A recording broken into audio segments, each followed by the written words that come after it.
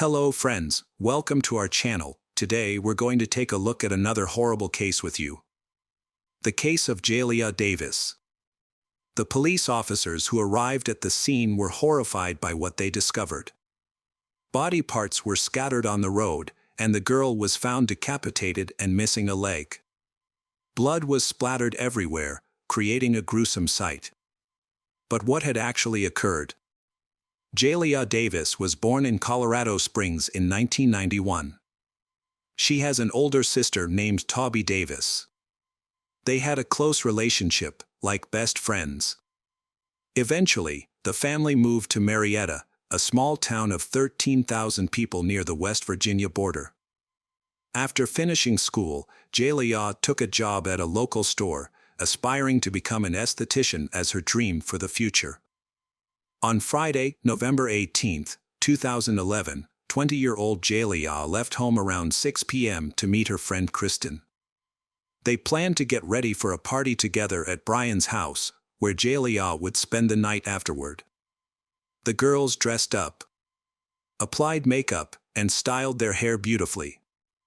Friends picked them up, and they all went to the party and then to the pool room in the park. Although Jaleayah didn't know the other friends very well, she enjoyed her time with Kristen. She texted her mom Kim updating her on their plans and saying they were having a great evening. Her last text was sent at 9:30 p.m.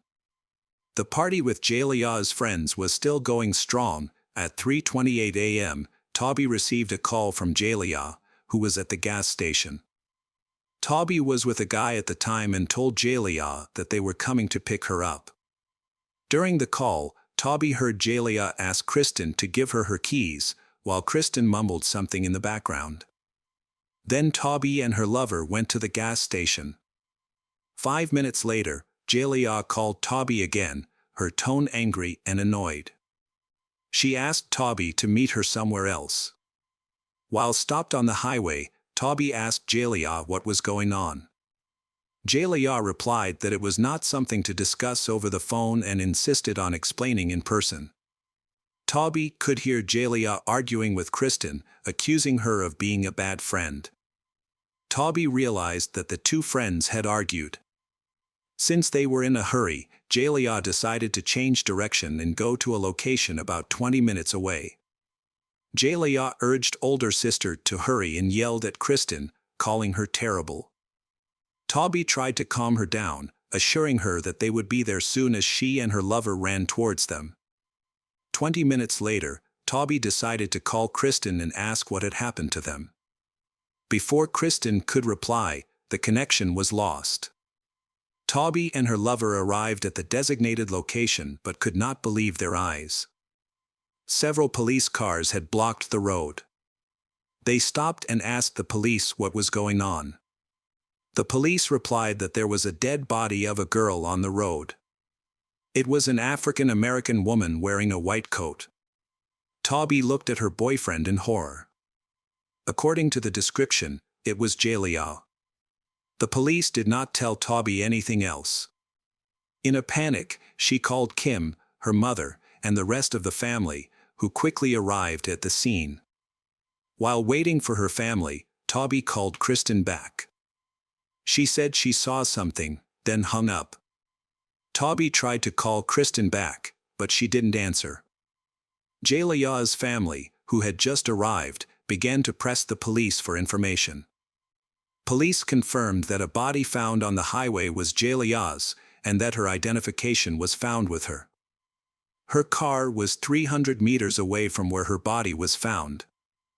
Jaleayah had been decapitated, and some of her body parts were scattered on the road. Her family could see a white sheet covering some of her remains. They were in shock and trying to understand what had happened to Jaleayah. They had only spoken to her on the phone 20 minutes earlier, so they were confused by how quickly this tragedy had unfolded.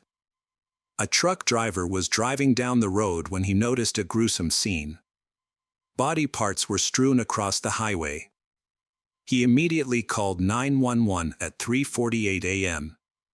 and remained at the scene waiting for police. To prevent other vehicles from driving over the remains, he began blocking oncoming vehicles. The condition of the remains made it impossible to determine the gender of the victim. When police arrived, they secured the area and began questioning the truck driver and other passing motorists, but no one was able to provide information. The drivers said they did not see anything suspicious, nor did they touch the remains for the victim's belongings. There were no cars parked nearby, and the reason the victim abandoned the vehicle remains unclear. Jaleayah was brutally killed. Her head was discovered in the bushes alongside the road. One of her legs was severed below the knee, and her right breast was missing. Fragments of brain were found on the nearby fence posts. The scene was horrifying. Jaleayah was barefoot and completely topless, wearing only torn jeans. Her clothing was neatly arranged on the fence. First her bra, then her shirt, and lastly her jacket. All the items were tattered and stained with blood. It remains a mystery who placed her belongings there. A car was discovered 300 meters from her body, crashed into a fence. Unlike the horrific condition of her body, the car appeared to be relatively intact. It was empty and running, with the doors locked and the headlights on, suggesting the driver had left in a hurry. The front passenger window was open and there were noticeable dents in the car. Blood was found on the license plate, in the trunk on the passenger side, and on the taillights. The police deemed her death suspicious and launched an investigation. Toby kept calling Kristen, who was the last person to see Jaleayah and had been with her before the incident, in hopes of getting an explanation. Kristen mentioned she had witnessed something, but the calls kept getting disconnected. After the police conducted their investigation, the family members visited the scene and took photographs. They found a boot print in the gravel. The following day, the police aimed to interview everyone who had been with Jaleayah that night, including Kristen and her friends, but could not locate Kristen. She also did not answer her phone. When police went to Kristen's house, her father responded, stating that she did not wish to speak to anyone and that they would be hiring a lawyer. 12 hours after Jaleayah's death, Kristen indeed hired a lawyer. She became the primary focus of the investigation, and her refusal to cooperate shocked Jaleayah's family. They suspected she was hiding something. Otherwise, she wouldn't be avoiding everyone, ignoring the police and her family, or hiring a lawyer so quickly. They also knew that Kristen was the granddaughter of the sheriff and had a history of altercations at a bar, where she was known for her temper, but her grandfather always covered for her. 3 days later, Kristen met with the police alongside her lawyer. She explained that she arrived home at 7 p.m. to prepare for the party. Afterward, she and her friends drove to Brian's house in Jaleayah's car, arriving around 10 p.m. The party had several unfamiliar faces, and people were drinking and socializing. Feeling bored, Kristen, Jaleayah, and 2 male friends went to pick up another friend, Katie, and get some more drinks. The 5 of them then returned to the party and continued drinking. Kristen and Katie's friends tried to stop Jaleayah from drinking more, but they were unsuccessful. Jaleayah ended up consuming about 15 shots. Initially, her friends didn't notice how drunk she was, she didn't fall and seemed to walk fine. They went to play pool, leaving Jaleayah at Brian's house. During the game, they noticed that Jaleayah was very drunk. The alcohol had taken a toll on her, causing her to act inappropriately. She flirted and danced with Katie's ex-boyfriend, making everyone uncomfortable. As the situation became more tense, Kristen decided it was time to leave. They left the pool hall around 3 a.m. Freddie was driving. Kristen was in the front passenger seat, and Jaleayah and Katie were in the back. They headed home but did not go inside. While the friends discussed their plans, Jaleayah was on the phone. After the call, she realized she could not find her bracelet and became upset, blaming Kristen for losing it. Kristen had actually carefully removed the bracelet in the pool hall and put it in her bag, but this only made Jaleayah angrier. Jaleayah got out of the car and called her sister to pick her up. Kristen then overheard Jaleayah calling her sister to change the meeting location. Jaleayah then moved her car and said she would wait for her sister, assuring everyone that she would stay in the car and not go anywhere. The friends then went to McDonald's. This was the last time they saw Jaleayah, and what happened to her after that is unknown. The police questioned several friends, including Kristen, who agreed to testify about the night of the incident. However, the police found many inconsistencies in their statements. Katie shared a similar story but added more details. After Jaleayah was dropped off, she went to Kristen's house. Katie heard Kristen talking on the phone with Toby. After that, they all went home. Katie met her ex-boyfriend Chris, and they spent the night together. The next morning, Katie learned that Jaleayah had died. She stated that she didn't blame Jaleayah for flirting with her boyfriend because she was drunk. Chris supported her claim, saying they were together that night, and he mentioned that he foolishly flirted with Jaleayah, who was bothering him. He noted that she was very drunk and struggling to stand, but he didn't witness any arguments between the girls that night. However, he also mentioned that Katie told him about a fight between Kristen and Jaleayah after they left the billiard room. Freddie, who drove the girls to the party, is the son of a police officer. He said he arrived at the party before the girls at 11 p.m., but Kristen claimed they were already there at 10 p.m. It's unclear who is telling the truth. They might have just misremembered the time. Freddie mentioned seeing a woman arguing with a white man in the billiard room, but he didn't know him. After the party, Freddie admitted he had been drinking a lot and drove them home. On the way, there was a disagreement about a bracelet. He stated they left Jaleayah in the car while they went to McDonald's. After that, he took Kristen home and then went to his own place. He was unsure how Jaleayah ended up on the highway. The police found the friends' testimonies confusing, particularly Freddie's, who insisted they had not given Jaleayah a ride. However, in the last call made when Jaleayah was on the highway, Kristen's voice was heard, suggesting they were together, possibly without Freddie, or that he was too drunk to recall what happened. As time went on without any arrests, many people started to think the police were not conducting an investigation. They dismissed the incident as an accident. Rumors spread throughout the city suggesting that Kristen and Freddie played a role in Jaleayah's death. Many people believe that her death did not appear to be a simple car accident. Her car showed only minor damage. A few dents, a slightly broken windshield, and a shattered front passenger window. However, there was no significant damage to explain how her body ended up 300 meters away from the vehicle. It seemed more plausible that she had exited the car and had been struck by someone. Additionally, it was puzzling why all of her clothes above the waist were removed and neatly hung on a nearby fence. To make matters more confusing, police later discovered a removable hood from Jaleayah's jacket in the bushes behind the fence. How did it get there, and why didn't the police catch it earlier? It was also odd that her body parts were found scattered across 2 lanes of traffic. Due to the extent of her injuries, her body had to be cremated. In 2012, Amber Stafford approached the police to report what she claimed to have seen on the night Jaleayah died. She said she met Jaleayah at a pool hall and observed a fight in the parking lot involving Jaleayah. 2 black men and a white woman. According to Amber, after the confrontation, Jaleayah drove away while the men followed her in another car. Jaleayah attempted to escape from them, leading to a chase.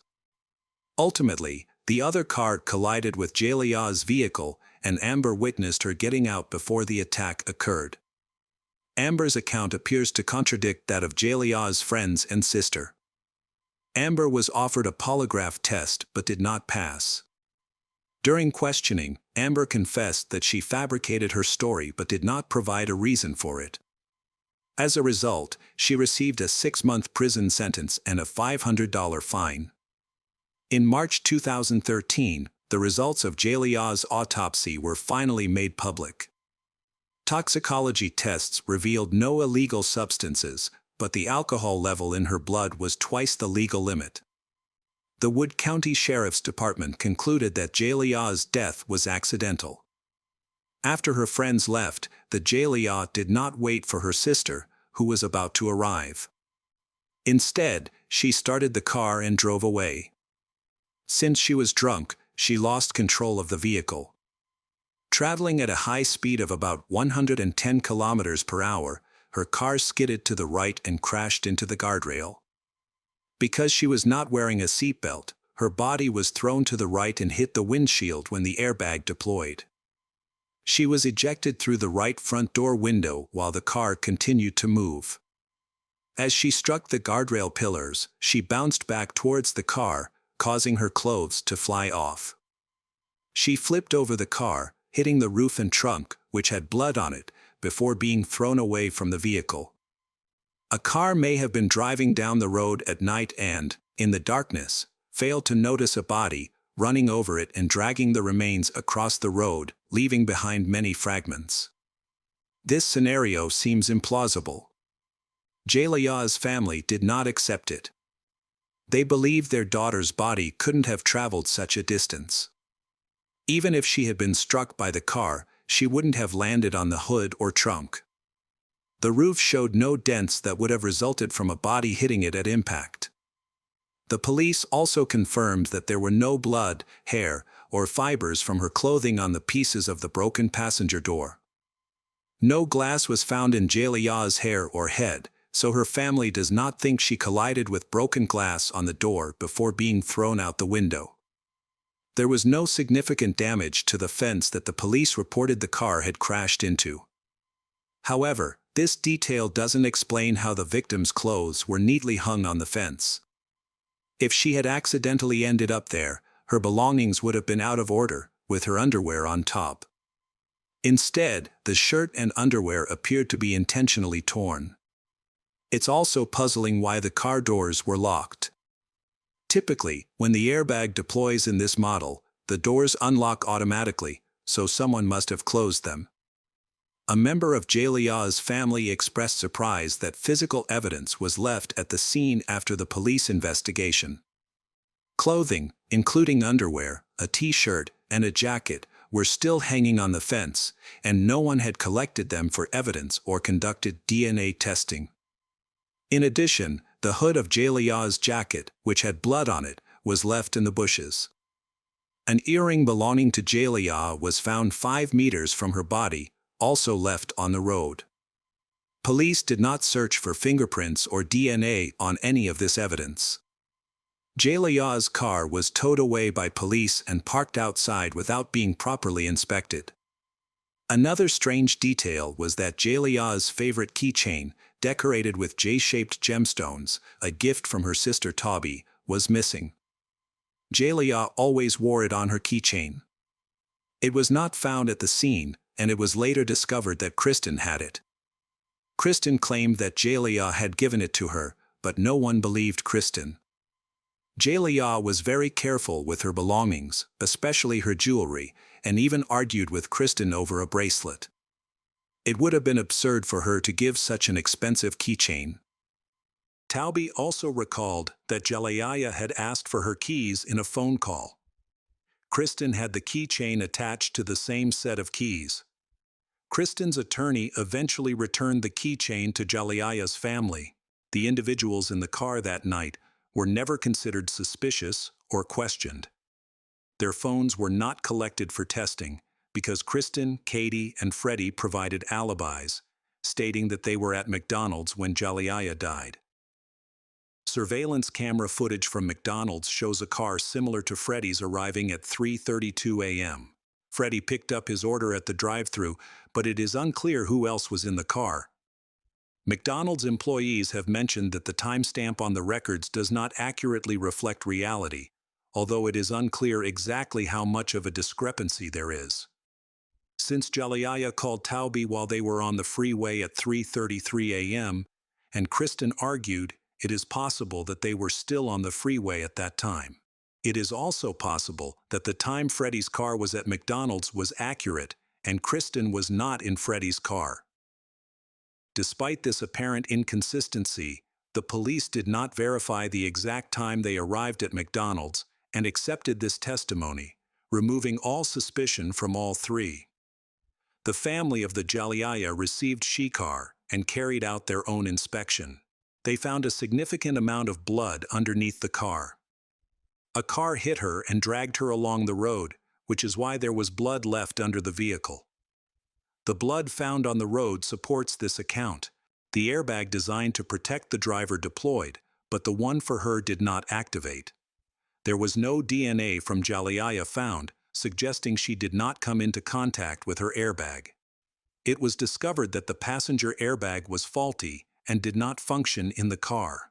Additionally, a drop of blood belonging to someone else was found, but its source is currently unknown. The family of the Jaleayah believes she was the victim of a crime that night.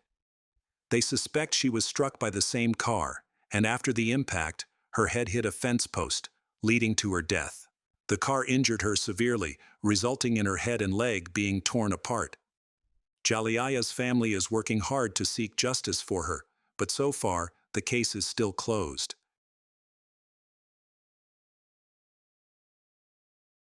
Hi everyone, thanks for returning. Let's unravel another horrible case. The case of Mia Skadhoj-Stevn. Late at night on February 5, 2022, a group of young people gathered at a bar. It was cold outside, so everyone was dressed warmly. Mia was wearing dark clothes, except for her white sneakers. The group wanted to have a good time and enjoy the weekend with other college students. And she planned to go home in her friend's car. After spending several hours at a party, they moved between nightclubs along the street until they finally reached one club. Mia danced energetically, even with strangers, and couldn't stop. She drank moderately and wanted to keep the fun going. However, as closing time approached around 6 in the morning, it was time to leave. Everyone hurried out, with many heading home much earlier than Mia. Mia had no one to drive her home, and with the money she had, she couldn't afford a taxi. At the party, she met a 22-year-old man from Aalborg. After the club closed, he waited for her outside. He chatted with Mia and her friends for a while before they all decided to go home. Mia planned to take the bus and contact her friends the next day. However, hours had passed since she said goodbye to her friends on the street, and none of her friends and relatives had been able to contact her. Initially, her family assumed that she and her friends were just out enjoying themselves, and that she was probably at a friend's or boyfriend's house. However, when Mia's boyfriend called, he revealed that he hadn't seen Mia all day and that she had ignored his messages. By noon, Mia's mother was in a panic after calling all of Mia's friends and finding out that no one had seen her since she left the club, and that no one could get in touch with her. Mia was usually responsible and kept in touch, so her lack of response was alarming. The situation became increasingly worrying for her family, especially her mother, who was really scared. It was later confirmed that Mia was last seen at 6 a.m. and since then, no one knew where she was. Mia's family decided to report her disappearance to the police. Although the situation involved a party and a girl who had been drinking, the police quickly began a search. Unfortunately, there were no leads for the investigation. Mia's father drove around the area looking for her, while her mother and sister took to social media to ask for help from anyone with information. They shared photos and descriptions of Mia, including what she was wearing. As such cases are rare in Denmark, the local community came together to support the family, actively sharing posts and information to help raise awareness of the case. The police continued their investigation. They tried to gather information, but unfortunately, the information was very limited. They contacted all local residents in the area where Mia went missing, asking for any relevant documents, especially photos and videos from mobile phones that may have recorded Mia at the party. They also reviewed footage from surveillance cameras in nearby stores and establishments. The situation was complicated by the fact that it took place in a crowded area with many clubs and bars, making it difficult to identify any one person. Police interviewed a young man who had met Mia and was one of the last people to interact with her. However, he had a confirmed alibi because he had left the area in a taxi. Witnesses submitted thousands of video files taken at nearby parties. As a result, police received hundreds of hours of video footage that needed to be scrutinized. It was a huge task, and police spent days reviewing the footage. After reviewing the initial videos, police found no suspicious activity and the statements of Mia's friends were verified. Mia did indeed leave the club at around 6 a.m., chatted briefly with friends, and may have headed toward the bus stop. Meanwhile, the investigation has been looking into Mia's background, hoping to find useful clues. Mia was a lively and kind 22-year-old girl when she went missing. Her family described her as intelligent and full of energy. Mia was studying at Aalborg, the largest university in the country, and was close to graduating from the medical faculty. In addition to her studies, she was an aspiring model and had participated in several photo shoots. There was nothing in her background to suggest that a tragedy would occur. She was not involved in any criminal activities, did not use illegal drugs, and had no history of mental illness. Although her friends noticed that Mia was acting strangely, she drank heavily and flirted while dancing with many strangers, attracting attention with her charm. Could this behavior attract a dangerous person who saw Mia as an easy target? It has been more than a day since she went missing. Police are once again appealing to the public, asking anyone with information to come forward to help locate Mia. They are also reviewing footage of the party that continues to come in, which requires significant resources. All young people with whom Mia interacted that evening, including her friends and new acquaintances, have been brought in for questioning. On the same day, police noticed something unusual in a surveillance camera recording. At 6:09 a.m. on February 6th, the Mia approached a bus stop located 300 meters from the club. It seemed that she was waiting for a bus to return home. After a brief exchange with the driver, she chose not to get into a car and continued to wait for the bus, which then drove away. However, the bus did not arrive. Even at 7:35 a.m., an hour and a half later, she was still standing at the bus stop. It was clear that she was at risk of freezing, as she was not dressed appropriately for the weather. She appeared to be losing hope of catching the bus and felt uncertain about what to do next. During this time, a car approached her. The driver slowed down and they talked. Then Mia got in the car. It is likely that the driver did not arouse any suspicion from her. He had gained her trust. The police suspect that he could be someone she knew from a party or could be an unlicensed taxi driver. Officers thoroughly examined all surveillance footage but were unable to determine the license plate number or identify the driver's face due to the poor quality of the footage. It is therefore unclear which vehicle the girl entered. However, it was clear that the driver was the last known person to see Mia alive, making it important to locate and interview him. On February 8th, officers decided to reach out to the public for assistance once again. They hoped that someone who recognized the driver would contact the police. Officers also spoke to Mia's friends again to clarify the timeline of events. Her friends provided a detailed account of that night. After everyone returned home in the morning, a brief conversation in the parking lot at around 6:20 a.m. A friend who accompanied Mia to the bus stop gave a detailed description of her route. This information proved useful. The police were able to discover several additional video cameras that may have captured footage of Mia and the car that stopped to pick her up. This investigation led to important discoveries. It was discovered that the car had an unusual license plate. Additionally, the quality of the footage was high enough that all the markings on the license plate could be clearly seen. This helped them gather information relevant to the case. On February 9, 2022, police tracked down the owner of a 2015 Volkswagen Golf who lived a few streets away from a local club. When they arrived at the address, they discovered that it was the car that had been caught on surveillance cameras.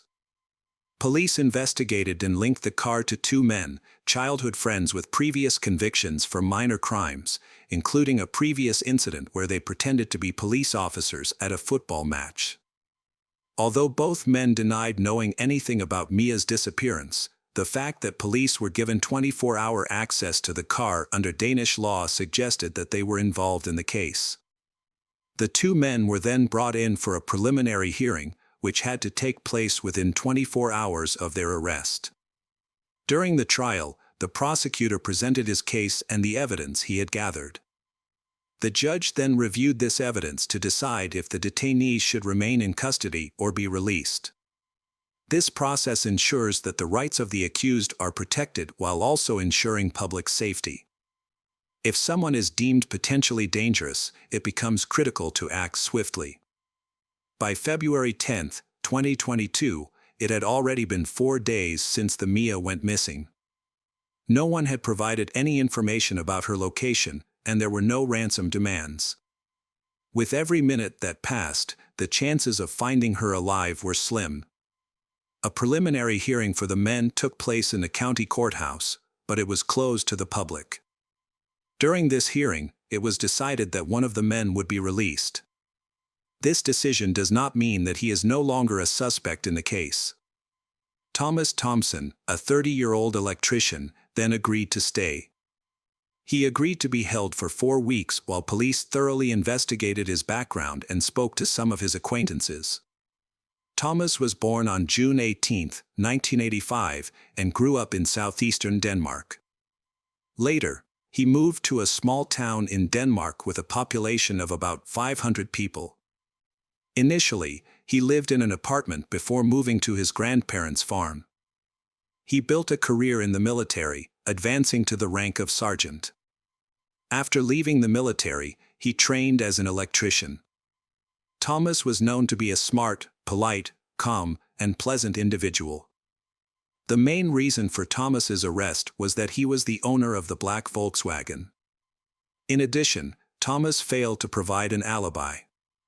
The police began checking the GPS system. When they impounded Thomas's car, they discovered that he had attempted to turn off the GPS about 4 hours before meeting Mia at the bus stop.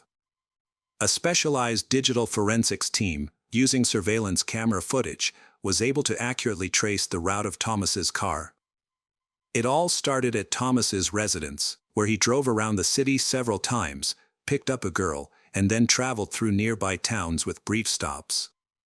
Thomas spent several hours at Lysistrata and returned 2 days later. This part of the route seemed particularly suspicious. Police decided to use specially trained dogs to examine the area. The dogs found a hair elastic, pieces of clothing, underwear, and other items scattered nearby. These items were aligned in a straight line, suggesting that the owner might have been running through the forest, fallen, or been attacked, gradually losing her belongings. The dogs led the police deeper into the forest near a local village, where they found areas of disturbed earth. When they dug these spots up, they uncovered human remains that were cut into several pieces. Police discovered 231 pieces of bodies, many of which were scattered around the burial site. The body is likely Mia's, as some of the clothing matches what she was wearing that night. All of the collected evidence was sent to a lab for analysis. Forensic experts quickly confirmed that the remains were Mia's. The medical examiner determined that Mia had died from strangulation, and that an electric saw had been used to dismember her body. Most of the body parts were severely damaged, indicating that they had been stored in a strong alkaline solution for an extended period of time. On the night Mia went missing, Thomas did turn off the GPS in his car at 2:14 a.m. However, due to a technical malfunction, the location continued to be recorded every 15 seconds. When questioned about why he attempted to disable the tracking system, Thomas claimed it was because a police officer had a personal vendetta against him and was following him. Thomas only reactivated the GPS at 9:23 a.m., likely after the Mia had already been killed. The Thomas then took her body to his house, where he began dismembering it. Thomas spoke up and confessed to giving Mia a ride in his car. He explained that he was passing a bus stop and saw Mia, who was not dressed appropriately for the cold weather. Thomas offered to drive her home out of kindness. He said that she had been flirting in the car and seemed comfortable, which prompted him to offer her a ride, which she agreed to. They drove through populated areas before entering a wooded area. Thomas claimed that they decided to have consensual sex there, but at some point Mia had a seizure. He said that she accidentally fell and injured her neck, which led to her death. Thomas's story then began to change with each conversation he had with the police. He would suddenly mention that Mia had gotten out of the car and tried to escape but tripped and fell, resulting in her death.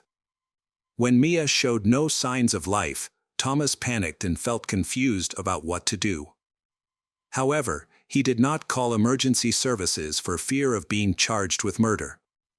Having been in legal trouble before, he was worried that the situation would only get worse. Instead, Thomas decided to take the body to his home in an attempt to conceal it. Initially, he tried to dissolve the body in a chemical solution, but after almost a day, it was clear that it didn't work as he had hoped. Next, he chopped up the remaining pieces, burying most of them while scattering some smaller fragments around the burial area. He attempted to burn his clothes from the day of the murder, the car mat, and the Mia's bag, which might have had bloodstains. In the ashes, police found clothing scraps and a tool that could have been used in a crime. Thomas claimed that his actions were driven by fear and desperation. However, the police had a different perspective, believing that the elaborate methods he used to dispose of the body revealed a level of cruelty that only a disturbed person could exhibit. The police believed that Thomas initially intended to harm the Mia by offering her a ride home. His actions suggested a deliberate plan, especially when he tried to disable the GPS tracking. Thomas's persistence worked against him. It took him 2 attempts to lure the Mia into his car. He waited for an hour and a half, looking for the right moment when the Mia, feeling cold and desperate, would agree to get in. Once Mia entered the vehicle, he threatened her, brandished a weapon, and assaulted her. Afterward, he decided to eliminate her to prevent her from reporting him to the police, resorting to a horrific method to do so. The medical examiner concluded that strangulation was the most likely cause of death. Many of the body parts were never found, possibly because they were hidden. This suggests that there was no voluntary consent to any intimate relationship. The evidence of the assault was clear, suggesting that the murder was the result of Mia's desperate resistance. Although there were indirect signs of rape, it could not be confirmed due to the condition of the body. Thomas remained silent and refused to provide any further details. The prosecutor's office reported that Thomas hunted throughout the night and selected a victim, waiting for the right moment to trap her. Police discovered that Thomas made 3 stops in a wooded area, suggesting he chased her by car, or that she attempted to flee multiple times. But he was able to catch her and pull her back. During a search of Thomas's car, Mia's DNA was found inside. When police searched Thomas's home, Mia's blood was found, confirming his crime. Police analyzed Thomas's behavior. It seemed that while he was trying to dispose of the body, he maintained his normal routine, except for taking a day off from work. On that day, Thomas attacked Mia but also socialized freely with friends, ordering pizza and delivering food, including many sweets. It seemed that Thomas had no remorse. Mia's relatives condemned Thomas's claim that Mia had consensually consented to sex with a stranger, calling it a blatant lie and disrespectful to her. The investigation found that in 2019, he was caught stalking a student, and that similar incidents had occurred in 2015 and 2017 when he peeped into the windows of two other girls and behaved inappropriately. One victim said that one night, she heard a knock on her window. When she looked out, she saw a strange man with his pants down, staring blankly at her, oblivious to the pouring rain. Despite being discovered, he appeared satisfied and quickly fled the scene after she alerted her parents. A sketch of him was later created. In 2010, a disturbing incident occurred when three women were awakened in their apartment by a noise and found a man inside. He attacked one of them and raped her before fleeing the scene. The police were called, but the attacker was never arrested. There was insufficient evidence and he was not held accountable for his actions. However, the victims were able to come forward as witnesses to help build a case against the criminal. Additionally, Thomas's ex-girlfriend reported on his behavior during their relationship. She said he was arrogant and manipulative, demanding complete compliance and losing his temper even at minor acts of disobedience. She also reported an alarming incident where, after breaking up with Thomas, she discovered that the brake hose on her car had been cut. Thankfully, this did not result in an accident. But she was unable to prove that Thomas was responsible, although she was convinced that he had done it. A third witness discovered a file on Thomas's computer containing a long list of wives along with disturbing content. Several witnesses described Thomas regularly watching videos depicting extreme violence, including murder and sexual assault. Psychiatrists evaluated Thomas and described him as having narcissistic personality traits, identifying Thomas as a sociopath lacking empathy for others. Despite this assessment, he was deemed sane. Despite the overwhelming evidence presented by the prosecution against Thomas, he pleaded not guilty to raping and murdering Mia and showed no remorse. However, Thomas accepted responsibility for improperly disposing of her body and dismembering her. He denied any involvement in the murder, claiming that she had died in an accident, but this explanation was unconvincing. Even if Mia had been seriously injured in the accident, he could have called for help, which would have proven his innocence. Instead, Thomas chose to dismember her body without attempting first aid, despite he knowing the necessary techniques. In June 2023, 38-year-old Thomas Thompson was convicted of murdering Mia Skadhoj-Stephen. He was also convicted of aggravated indecency with a body. The prosecutor asked for a life sentence, while Thomas's attorney argued for a reduced sentence. Ultimately, Thomas was sentenced to life in prison because he was deemed a threat to society. He will be eligible for parole after serving 10 years. Hello again, true crime fans, we've got another mysterious case to explore. The case of Marie Robards. Stephen Robards and Beth Burrows grew up in Fort Worth, Texas. Stephen, whose father owned a small insurance agency, was a well-known figure at school. Beth, a talented athlete in track and field, volleyball, and basketball.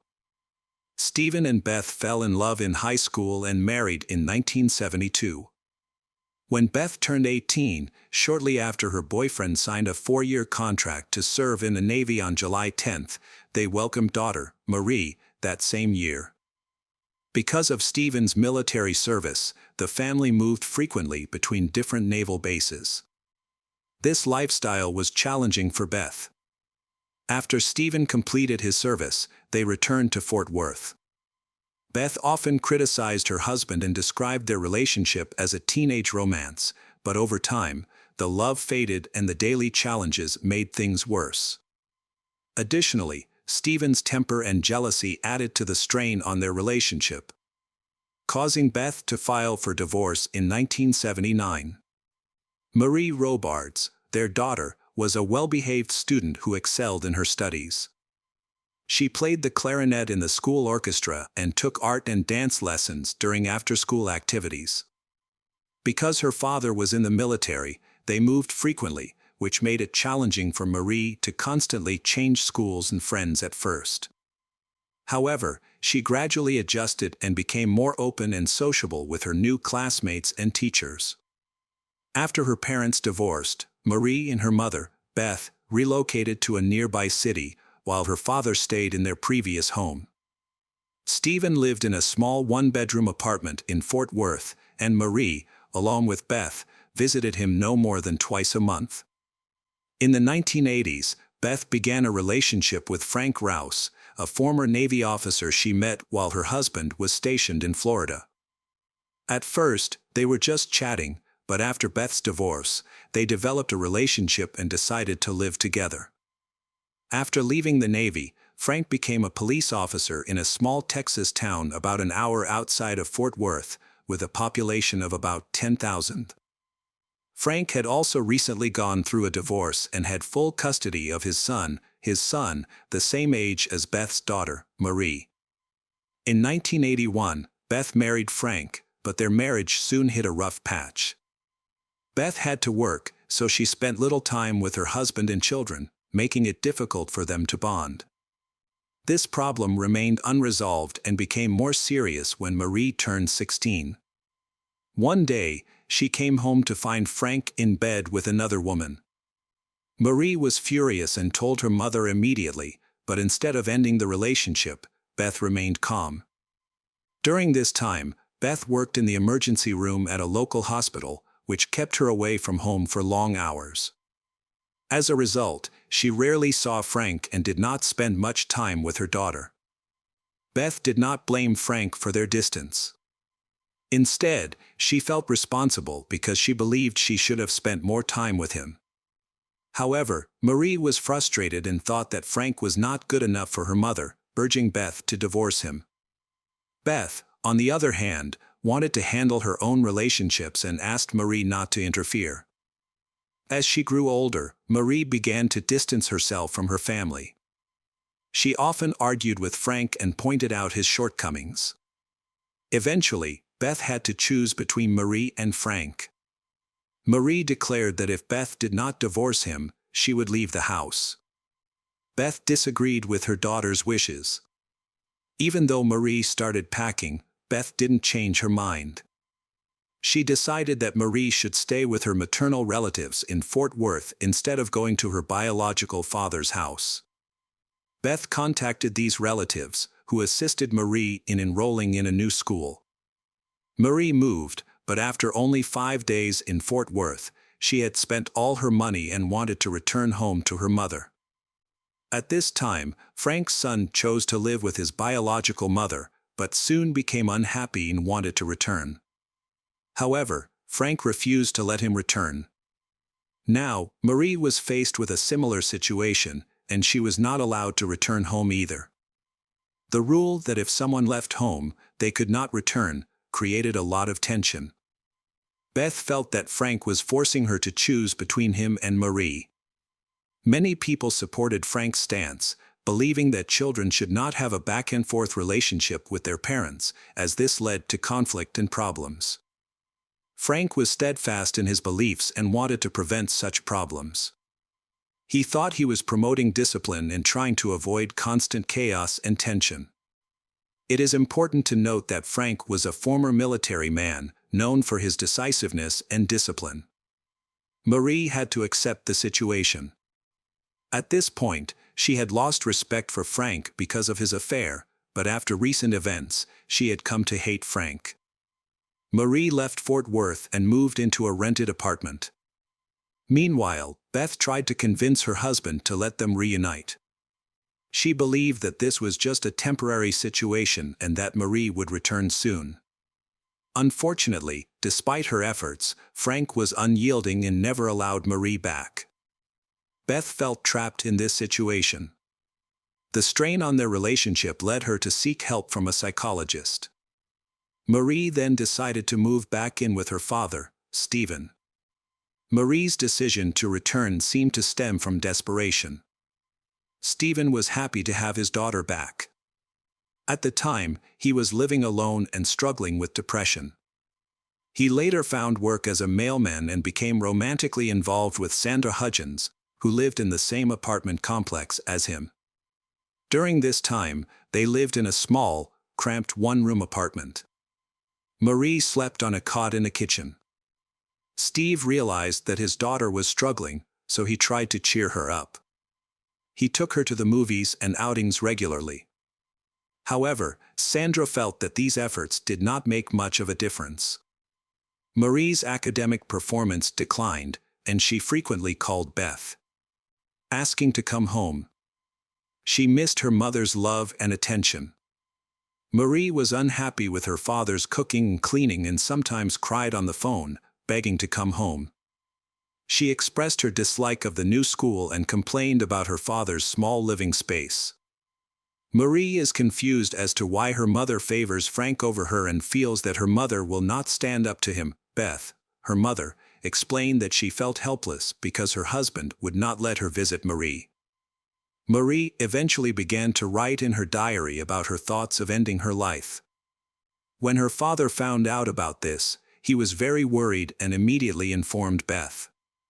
It turns out Marie exaggerated her emotions to get attention. As the months passed, things stabilized. Marie seemed to be adjusting. Her grades improved significantly. She was able to connect with her classmates and everything seemed to be back to normal. Marie's emotions stabilized as well. She had completely adapted to her new environment. According to Sandra, Marie never had any conflicts with her father, was respectful to him and remained calm. Stephen did his best to support her. However, behind Marie's calm exterior, there was something darker. After 3 years, Marie moved back in with her father. On February 18th, Stephen ordered Mexican food for dinner. After the meal, he planned to attend a church service. About an hour later, Stephen returned to his apartment complex, complaining of severe stomach pain and feeling very unwell. Maria, along with Sandra, went to check on him after hearing that he was unwell. When they arrived, Stephen was in pain, shaking, foaming at the mouth, and having difficulty breathing. The ambulance arrived shortly after, but it was too late. They tried to insert a breathing tube, but his airway had closed. Stephen was rushed to the hospital, but he died on the way. Maria was in shock, staring at her father and trying to hide her emotions from Sandra. She had no idea what had really happened, because Stephen's death was not an accident. Hours after the incident, Frank and Beth learned that Stephen was dead. They had to take Marie home, something she had wanted for a long time. After an autopsy, the medical examiner concluded that Stephen had died of a heart attack, identifying symptoms such as chest pain, nausea, and difficulty breathing. The case seemed straightforward and that Stephen's death was due to a heart attack. He did not perform toxicology tests. Even if they wanted to run those tests, the lab didn't have the equipment needed to detect the poison in Stephen's blood. After the burial, Maria stayed by her father's grave, remaining in shock even after everyone else had left. Following the funeral, her mother Beth approached her, visibly upset, and shared her plans to break up with Frank and move to Panama City, Florida, with Maria. However, Maria began to have difficulty breathing and panic, and it took her a long time to calm down. Beth believed that Maria's grief was due to the death of her father Stephen, unaware of the deeper issues at play. Marie and Beth then moved to Panama City. Beth found a job as a clerk at the Department of Motor Vehicles and enrolled her daughter in school. Things seemed to improve, but Marie continued to struggle with depression. Her mother suspected that this was related to her father's death. Beth blamed herself for what had happened.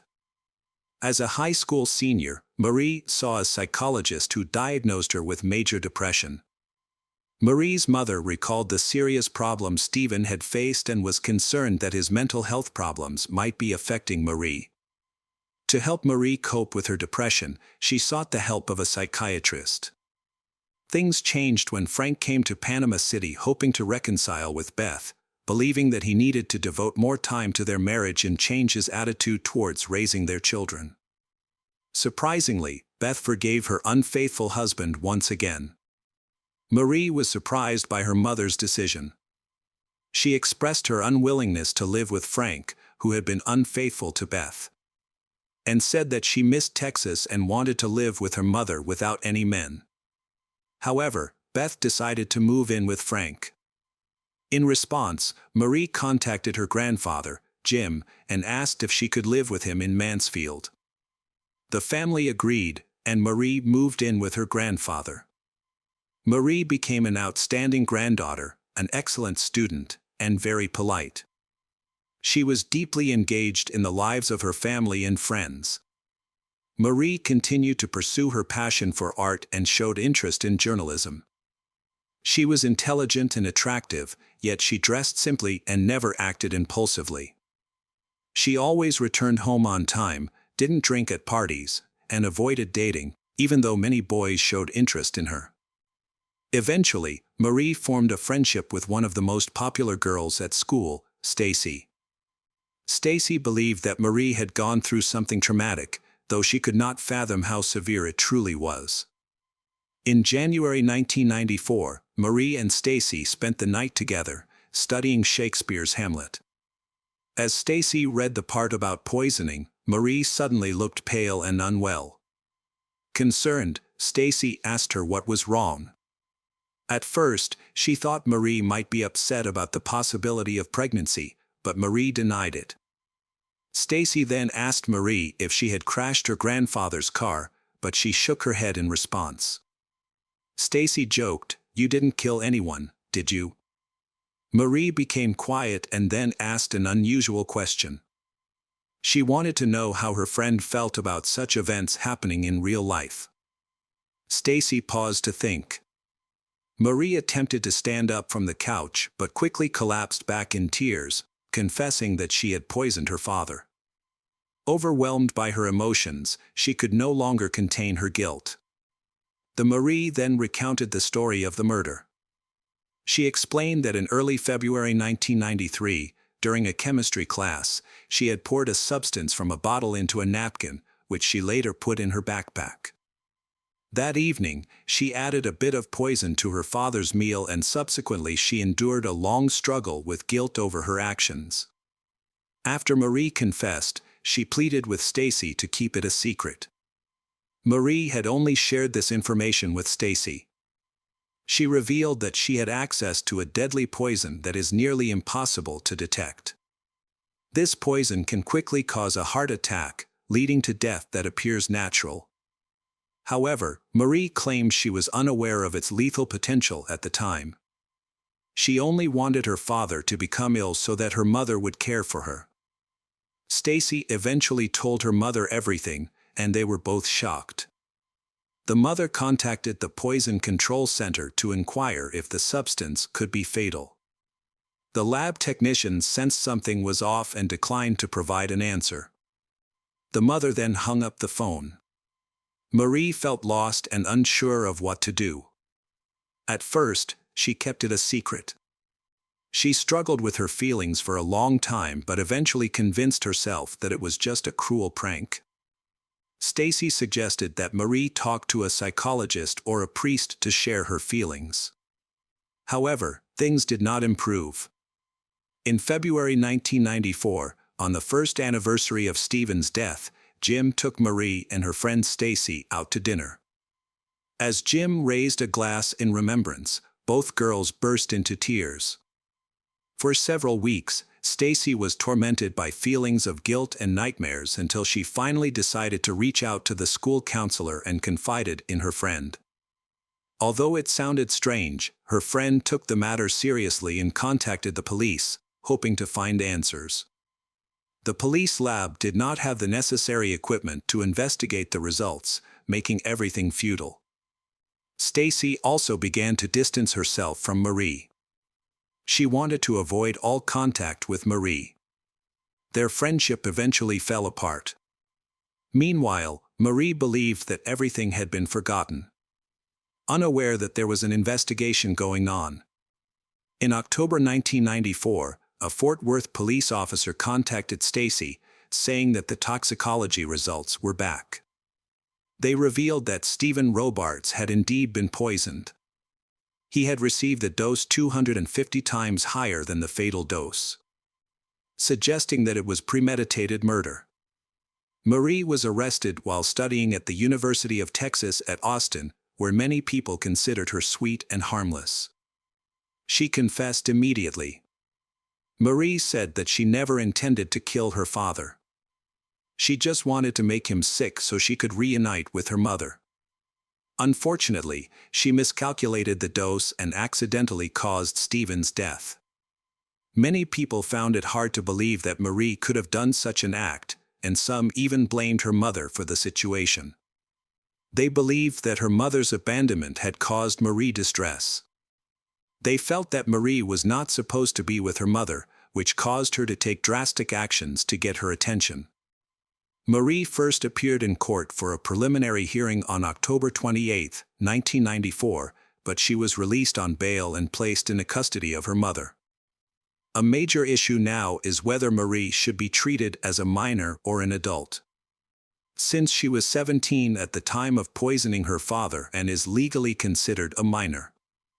On March 30, 1995, Marie Robards was arrested and charged with first-degree murder. It was decided that she would be tried as an adult. Her mother posted $10,000 bail, allowing Marie to move back in with Frank and Beth while she awaited her trial. She was 19 at the time. Marie's mother used the money Marie received from Stephen's life insurance policy, totaling $60,000, to hire 2 experienced attorneys from Fort Worth.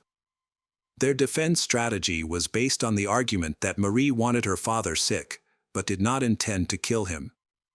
Her goal was simply to get back to her mother. The prosecutor's office argued that the actions were motivated by malicious intent, particularly due to the insurance money that Marie received. In this case, the prosecution suggested pressing charges for first-degree murder. Testifying for the prosecution was Marie's best friend, Stacy, who provided details about the emotional state of the Marie. The defense called a psychiatrist to testify, who stated that Marie was not a cold-blooded killer and was merely suffering from post-traumatic stress disorder due to guilt over killing her father. Throughout the hearing, Marie sat silently, often covering her face and crying. Although Marie expressed remorse and expressed her love for her father, the prosecutor claimed that her feelings were not genuine. The prosecution argued that the poisoning showed premeditated murder, arguing that a stomachache alone did not justify returning to her mother. Instead, it implied a desire to kill. At the time, a friend of Marie's mentioned that Marie was considering various ways to reunite with her mother. Marie thought that if she burned down her father's apartment, her mother would come get her. However, no one took Marie seriously. Everyone believed that she was joking. Beth felt guilty about the situation. During the trial, she expressed that if she had left Frank sooner and moved to Florida with Marie, this tragedy could have been avoided. Marie's grandfather, Jim, pleaded for mercy for his granddaughter, asserting that she could not have killed the man she loved. The prosecutor asked for a life sentence with the possibility of parole after 35 years. It is possible that the pleas of family members for a lighter sentence, combined with Marie's emotional expression, influenced the decision.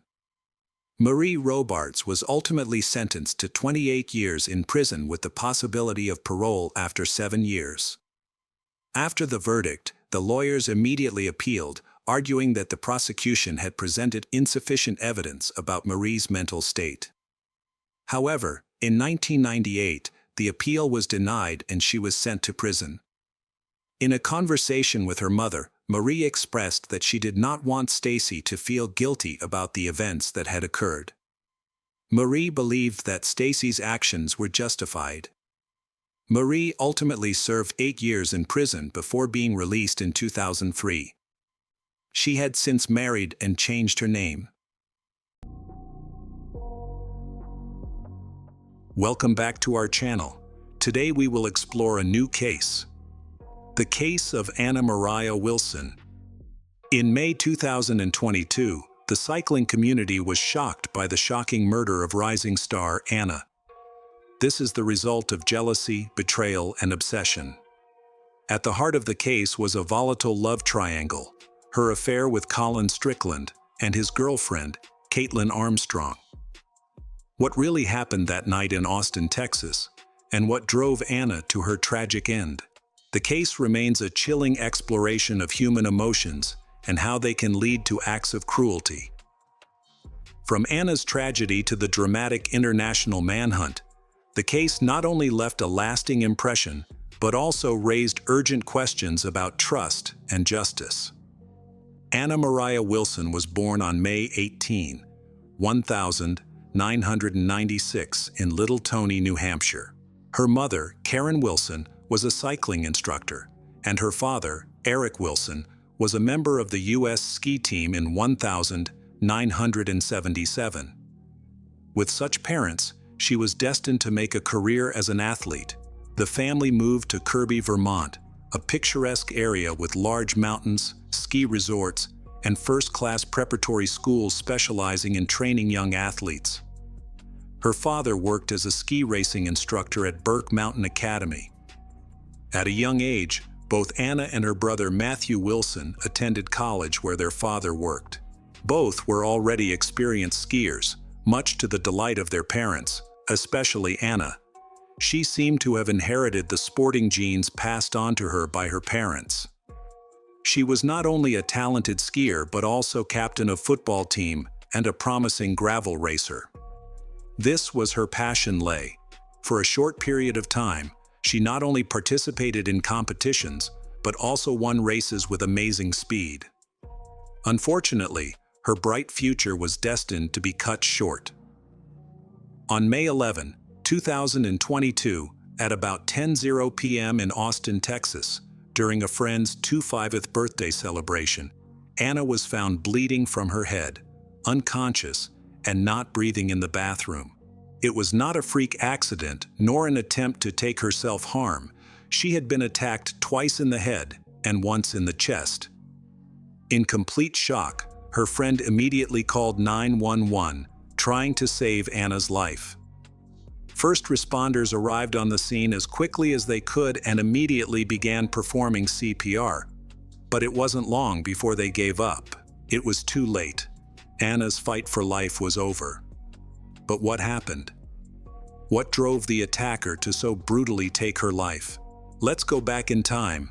In 2019, Anna graduated from Dortmund University with a degree in engineering. However, she wasn't planning on making a career as an engineer. She dreamed with all her heart of proving herself in sports. Within 2 years, she became a famous cyclist, rising up the rankings and sharing podiums with already established professional cyclists. She used to work in a company, but she soon quit to devote herself to cycling. Her career path consisted solely of training and competing. Anna became more famous and began to integrate more into the community of athletes and cyclists. She had many friends and new sponsors. One such person was Colin Strickland, 30-year-old experienced cyclist. He had a common sponsor with Anna. In October 2021, Anna visited Austin, Texas, where Colin lived. Soon as they came out of their previous relationships, Colin and Anna entered into a short-lived relationship. After, Anna returned to her home in California. Meanwhile, Colin got back together with Caitlin Armstrong, with whom he had previously dated. Caitlin, a 34-year-old yoga instructor and realtor. There was no animosity between Anna and Colin after their breakup. They remained friends and active members of the cycling community. However, a problem arose. Caitlin did not like Colin's continued communication with Anna. Although she was unaware of their previous involvement, Caitlin could not understand that their relationship was strictly platonic and professional.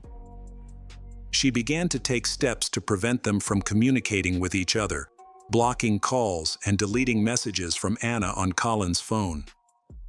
Colin did not want to part with Caitlin, fearing he would lose her.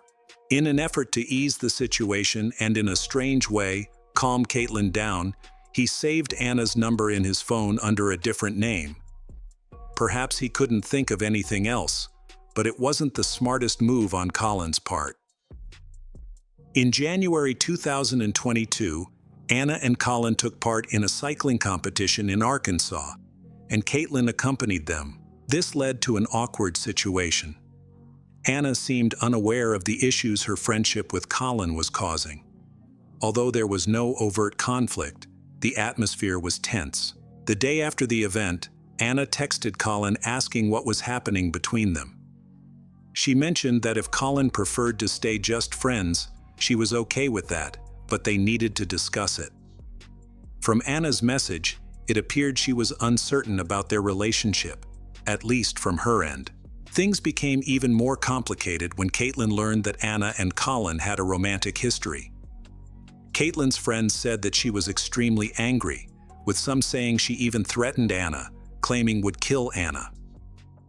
While such statements can be exaggerated in emotional moments and may not indicate actual intent, Caitlin felt her concerns were valid. Colin communicated with Anna during training, spent a lot of time with her at cycling competitions, and talked with her frequently. Since Caitlin was aware of their past relationship, she changed how she viewed the situation. To her, it seemed clear that Colin was cheating on her. This suspicion is further reinforced when she discovers that Colin has been hiding his messages with Anna under a fake name on his phone. Although Caitlin could have reacted impulsively, but she remained composed and took months to process everything. On May 10th, Anna returned to Austin for a bike ride called Gravel Locomotives and then stayed with a friend. Colin was also on the trip. He planned to go swimming with Anna on May 11th at 5:30 p.m. He misled Caitlin about his plans that evening. He picked up Anna from her friend's house, and they went swimming in a deep pool with a whirlpool as planned. After swimming, Colin and Anna had dinner at a poolside restaurant. He then dropped Anna off at her friend's house at 8:37 p.m. Colin sent Caitlin a text saying he had been asked to deliver flowers to a friend's house and was on his way home. He didn't wait for Anna to get home safely, assuming she would be fine. Just as Colin texted Caitlin, Anna's friend's doorbell rang, confirming her arrival. Of course, Caitlin didn't believe Colin's explanation about flower delivery. Curious about what Colin was really up to, Caitlin used a special app on her phone to track his location. She also found out where Anna was using the same app. This program is typically used for planning exercise routes, which can be shared and compared with other users. Additionally, it allows real-time tracking of someone's location, such as during a run or bike ride, or even to check on a partner suspected of cheating. At 8:37 p.m. that evening, Anna arrived at her friend's house to attend birthday. Around 10:00 p.m., her friend called 911 after finding Anna seriously injured from a brutal attack. The police immediately investigated this murder. Complicating the situation, the victim was from out of town. The police's first priority was to identify anyone in the area who knew Anna, and they quickly found leads. They asked Anna's friend if anything had been stolen, but there were no obvious signs of a burglary. The only notable thing missing was Anna's bicycle, which the police later discovered abandoned in some bushes nearby. The bike is quite valuable to a professional cyclist. However, if it was a burglary, why didn't the thief take the bicycle with him since nothing else was missing from the house? The police quickly concluded that the incident was not a failed burglary. Instead, it appears that the perpetrator had a personal grudge against the victim. Anna's friend, who had called 911, she was devastated by Anna's death. Showed no signs of involvement, so the police ruled her out as a suspect. The investigation then turned to Anna's acquaintances in the area, specifically Colin and Caitlin. The police found out that Caitlin had a Class B warrant for her arrest. While this warrant was not for a serious crime, it was related to fraud. Known, Caitlin had previously gone to a Botox clinic and, when it was time to pay, told the staff that her credit card was in her car. She left to get her credit card back, but never returned. The fraud was minor, totaling only $600, but it provided the police with a reason to bring Caitlin in for questioning about Anna's murder. Officer Wilson immediately believed that it was time for Caitlin to pay for her actions. She did not deny her wrongdoing, as she likely faced only a minor penalty, such as an apology and a fine. Caitlin's behavior changed dramatically when the police first asked her about her activities over the last 24 hours, and then inquired about Anna. When the mention of murder came up, her expression fell, and she sat frozen, clearly confused and unsure of how to respond. Despite her confusion, Caitlin attempted to explain her whereabouts, but her story was unconvincing. The investigator was noted that Anna's friend had a doorbell camera and security cameras around her house. One camera focuses on the front of the house, capturing part of the sidewalk and alley, with the view of passing cars and people. This footage became crucial. It showed a black Jeep Grand Cherokee passing the house on May 11th, the same night Anna was killed. Caitlin was the one driving that vehicle. The police asked Caitlin to explain why she was in the area, but she couldn't provide a reason. She sat quietly, looking upset, with her arms crossed, avoiding eye contact and rolling her eyes. Meanwhile, the police were speaking with Colin, who shared the entire story about his friendship with Anna and the complications that arose with Caitlin. The detectives described the situation as a love triangle involving Colin, Caitlin, and Anna. She had no alibi, but on the other hand, the police had made an administrative error in the arrest warrant, and what was worse, the police database had her date of birth incorrect. Because of this mistake, Caitlin was released. After leaving the police station, Caitlin quickly took action. She didn't want to wait for the police to show up at her door again, which she was sure would happen pretty soon. Caitlin booked a flight from Chile to New York, deleted all her social media accounts, and vanished. If someone wants to disappear, the vast and varied landscapes of the United States are ideal for that. New York, with its massive urban environment, offers the perfect cover. Any police search in such a large city would be like searching for a needle in a haystack. On May 14 at 12:30, Caitlin was seen on surveillance camera entering Austin International Airport. From there, she took a connecting flight to Houston and then transferred to another flight to LaGuardia Airport in New York. On May 17th, U.S. Marshals obtained a warrant for Caitlin Armstrong's arrest, which they had previously failed to execute. Very soon after that, on May 18th, she was spotted at LaGuardia Airport. However, Caitlin was using smaller, shorter domestic flights to evade law enforcement, successfully staying one step ahead of the police. On the day she arrived in New York, she obtained an ID under the name Christine Armstrong, which was her sister's name. At the time, not much was known about this sister. The authorities was believed that Christine did not live in New York, but was, in fact, in California. Getting an ID was a risky decision for Caitlin. The authorities now knew she was in New York, and the ID was linked to a relative with the same her last name. It was highly unlikely that her sister, who supposedly lived in California, would suddenly move to New York at the same time Caitlin was on the run. The police eventually obtained a copy of the ID issued to Caitlin, which listed her address as Camp Haven, a recreational area in Livingston Estate, New York. It has been 6 weeks since the search began, but there have been no leads. Colin also went into hiding, fearing that after he spoke out, Caitlin would return and harm him. Caitlin's sister, Tina Armstrong, also sought refuge. She avoided the media and never commented publicly about Caitlin. At this moment, Caitlin continued to evade contact with authorities, and the theory that she might be hiding at Camp Haven was eliminated. After many efforts, on June 29, 2022, U.S. federal agents and Costa Rican police surrounded the Santa Teresa nursing home. A joint task force entered the facility and quickly emerged with a woman dressed in black, her nose bandaged. She did not look at all like the pretty Caitlin who had long, lush red hair and bright eyes, But it was Caitlin. Authorities finally captured her.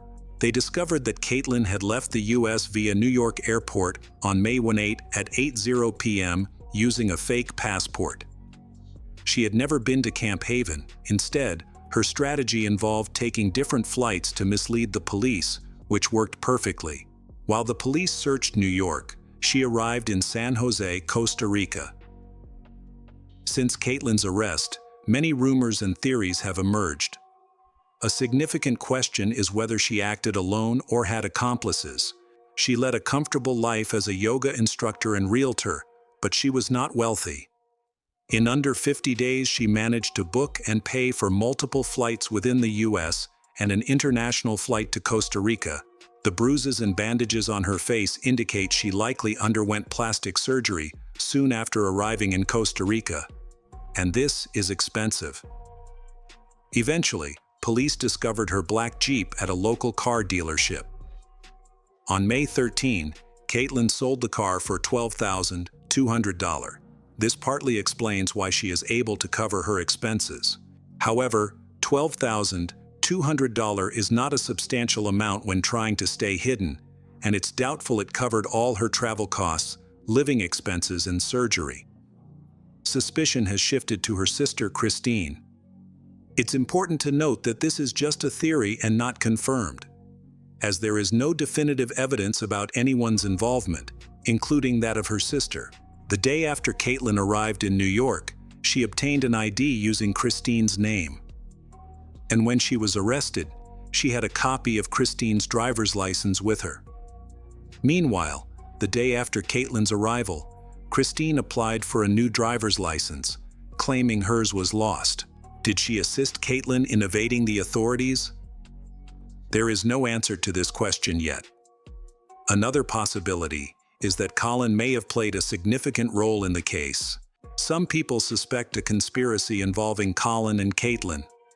They believe that Colin's text to Caitlin, sent just after he dropped Anna off at her friend's house, claiming he was delivering flowers, was actually a secret message about Anna's location. There is no evidence to support this theory. It remains speculation. Nonetheless, Colin has a questionable history of honesty. He concealed his relationship with Anna and changed her name in his phone to prevent Caitlin from discovering the truth. He also told the police that he and Caitlin had broken up before Anna arrived in town, and that Caitlin was fine with him dating others. If that was the case, why did he text Caitlin about his whereabouts? And why was she upset about Anna and Colin's friendship? Since Caitlin's arrest, police have been working hard to gather evidence. One key piece is ballistic evidence linked to a 9mm weapon that was purchased by Colin, not Caitlin.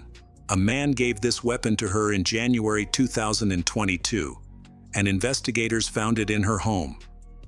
Detectives are also looking into the possibility that someone from another country helped Caitlin. After her deportation, law enforcement held a press conference discussing how quickly she managed to escape and catch multiple flights between airports. Additionally, she possessed a passport that did not belong to her. On July 21, 2022, Caitlin participated in her first online trial, where she pleaded not guilty to first-degree murder. In October 2022, she attended a second hearing to determine if she could be released while waiting for a jury trial. Various options were discussed, but Caitlin remained confident that she would confront a grand jury regarding the murder charges, insisting on her innocence. She will stay in the Travis County Jail until her trial. According to her lawyer, prosecutors are hesitant to take the case to trial, citing a lack of evidence for a conviction. The defense argues that the officers involved were inexperienced and did not properly act on information about Caitlin's ex-boyfriend. They also pointed out that Caitlin's and Colin's home was vandalized the night Anna was killed, questioning why this was not investigated thoroughly and who may have been responsible for the crime. The defense is arguing that the police were incompetent in their investigation. They believe law enforcement is trying to cover up mistakes and misconduct related to the case. The court hearing was scheduled for a week after the bail hearing, but the defense has since filed a motion to suppress evidence obtained by police, claiming that Caitlin was not read her rights. They argue that this invalidates the evidence, including her initial arrest tied to a Botox clinic. As a result, the judge has paused the trial while considering these motions, and a new pretrial date is set for June 22, 2023, although it has not yet been fully confirmed. A few months later, Caitlin Armstrong was sentenced to 90 years in prison for the murder of Anna Mariah Wilson. The sentence was handed down on November 17, 2023, after she was convicted by a Texas jury the day before. Caitlin was convicted of attacking Anna 3 times in May 2022, motivated by jealousy over Anna's previous relationship with her boyfriend Colin. Anna, a rising star in the professional cycling scene, was shot and killed in Austin, Texas. Investigation reveals disturbing links between Caitlin Armstrong, Cloyne, and Anna. Caitlin's jealousy led her to commit murder. Her trial ended in November 2023, resulting in a guilty verdict and a 90-year prison sentence. Although the case has been closed, the details surrounding Anna's death continue to cause debate. Hello again, true crime fans. We've got another mysterious case to explore. The case of Angela Allen. In early 2012, Angela Allen was a 16-year-old high school student living in Van Buren, Arkansas. She was known for her positive and kind nature and was very religious, attending church regularly. Angela had a passion for children and dreamed of pursuing a nursing career in the future, with the goal of working in a hospital. She also loved animals and was always optimistic about life. Angela grew up in a dysfunctional family. Her father was abusive to her mother, but fortunately, he did not harm the children. However, he abandoned his family and had no contact with Cecilia or his children. After he left, Cecilia became involved with another man, who turned out to be cruel. She endured years of abuse from him. Later, Cecilia became addicted to illegal drugs and alcohol, which eventually resulted in her losing custody of her children. Cecilia did not want her children to be placed in foster homes or boarding schools. Cecilia eventually agreed to let her mother adopt Angela and her brother. Although Cecilia visited them frequently, they were unable to develop a close relationship. Cecilia's mother was determined to provide her grandchildren with everything they needed. Although she was retired, she took on a part-time job to earn extra money. She raised the children in a loving environment, hoping they would receive a good education and become independent. Despite their efforts, finances were tight, and they had to save a lot. The children understood their situation, did not ask for much, and appreciated their grandmother's care. During her school years, Angela dreamed of having a computer and a mobile phone. She wanted to connect with friends on social networks and play games like other children her age. Angela often felt jealous of her friends who had these devices. However, she understood that her grandmother could not afford them, so she never pressured her to buy expensive things. Angela was usually modest, influenced by her strong religious beliefs. Nevertheless, every time she went to church, she prayed for a smartphone. Finally, her prayers were answered. On her 16th birthday, her grandmother saved enough money to buy her a modern mobile phone.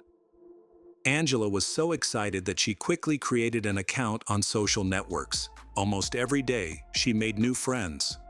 However, this naive girl did not realize the potential dangers of sharing her phone number with strangers. Angela often received calls from unknown numbers, even late at night. This situation worried her brother, who was more aware of the potential dangers. He realized that Angela's naivety could put her in danger. One time, her brother answered a call from a stranger. The caller turned out to be a 30-year-old man to whom Angela had given her cell phone number via social media. Angela's brother threatened to report the man to the police if he did not stop contacting Angela. He reminded the caller that Angela was only 16, prompting the man to hang up. A stranger wanted to meet Angela, but it was clear that he had bad intentions. The situation worsened when Angela misrepresented her age on social media. In the photos, she looked older, which meant that the men did not realize they were talking to a minor. This led to a serious argument between Angela and her brother. Her brother then told their grandmother about the situation, and she spoke to Angela, explaining the potential dangers and the intentions of these strange men online. Angela began to understand the risks involved in her behavior and realized that it was not safe. She promised her grandmother that she would avoid such situations in the future. On the evening of February 10, 2012, Angela told her grandmother that she was going for a walk, which was her normal routine, as she usually liked to walk before going to bed. While her grandmother did the housework, Angela went for a walk. After a while, her grandmother fell asleep.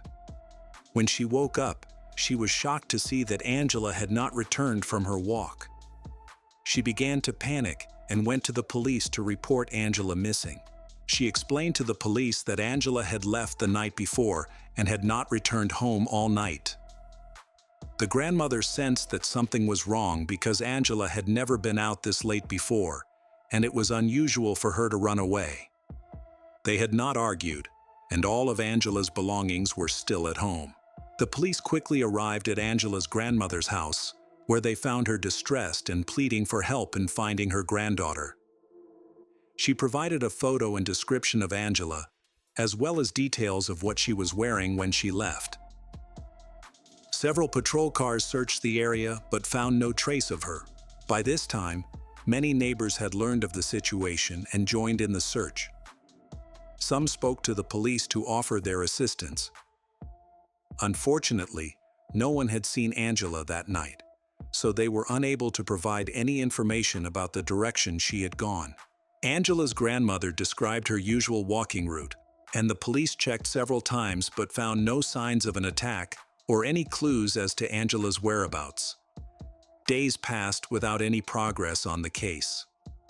During this time, everyone in the area knew that Angela was missing. The local community grew increasingly concerned because there had been no ransom demands. She had not contacted anyone, and her social media accounts showed no activity. As the crucial 48 hours passed without any updates, the hope of finding Angela alive diminished. However, her grandmother remained hopeful until the very end. The FBI was brought in to assist in the search for Angela. Agents first focused on her social media accounts. They checked her cell phone and, surprisingly, over the weekend after her disappearance, Angela sent several text messages to family members, including her mother, brother, grandmother, and a friend. In these messages, she claimed to have a new boyfriend and said that she had left with him in a black Chevrolet Camaro to a nearby town about 2 hours away. She asked them not to bother her. The messages sent from Angela's phone raised suspicions. Her grandmother believed that the messages were written in a way that did not match Angela's usual writing style. She suggested that the messages may have been sent by someone else who was trying to distract the search. After sending those messages, Angela, who was usually very communicative, stopped responding to friends and family, which was completely out of character for her. FBI agents discovered hundreds of contacts, including Angela's relatives and friends. After reviewing the information, they noticed a man who had recently contacted Angela, which led to suspicions of his involvement in her disappearance. Lloyd Jones was brought in for questioning and was found to have a history of violence against women. During the investigation, FBI agents discovered numerous communications between Lloyd and Angela, indicating that he had been trying to convince her to meet for some time. Lloyd was considered strange, especially in his interactions with girls. In 2001, he was convicted of abuse after breaking into the home of a woman he had been stalking. He attacked her, threatened her life, and abused her before leaving the scene. The victim reported the incident to the police, resulting in Lloyd being sentenced to 10 years in prison. He was paroled after serving 7 years for good behavior. In February 2012, Angela, who had been communicating online with Lloyd for a long time, suddenly disappeared. The police suspected Lloyd of being involved in her case. Lloyd claimed to live in the same city as Angela. He said he was only 1 year older than she was and was studying at a nearby school. Their online friendship developed into a romantic relationship. He tricked Angela, gaining her trust to obtain intimate photos of her, but he didn't stop there. The day before Angela went missing, she received an invitation from Lloyd to meet on the evening of February 9, 2012. When Angela left home for a walk, she was dressed up and had put on makeup. She didn't tell her grandmother that she was meeting someone, but when she returned, she acted strangely. She seemed worried and was crying, but she didn't explain why. The following evening, Angela went missing.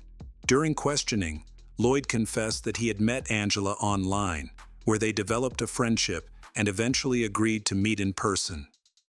He stated that she had claimed to be 19, which made him feel comfortable meeting her. On the night they met, he picked her up in his car near her grandmother's house. However, he began to suspect that she might be younger than she had said. After a brief conversation, Angela revealed that she was actually 16. This worried Lloyd, who feared that he might get into trouble with the law, so he asked Angela to get out of the car. They only drove a short distance before he dropped her off, and he did not wait for her to return home. He claimed that he never saw her again and insisted that he had nothing to do with her disappearance. It was clear that Lloyd was not telling the truth. Analysis of the text messages exchanged between Angela and Lloyd showed that she quickly admitted her true age of 16, and he did not dispute this. This meant that he knew her real age. When confronted with this contradiction, Lloyd began to avoid the question, claiming that he could not remember that part of their conversation. He suggested that he might have missed the text message. During questioning, he continued to adjust his story and eventually recalled that Angela had called her friend before leaving the car.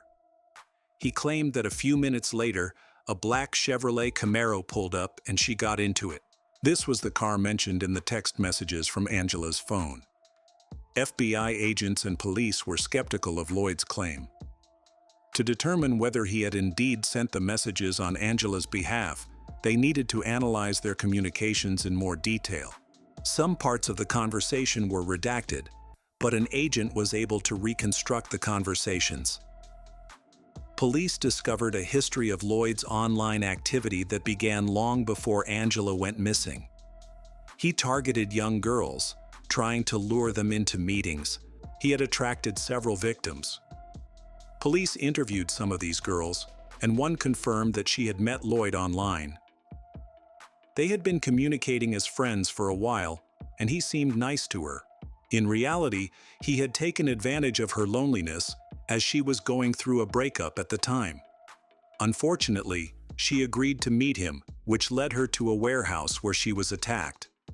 After the attack, Lloyd threatened her for a long time, using photos to intimidate her into silence and prevent her from contacting the police.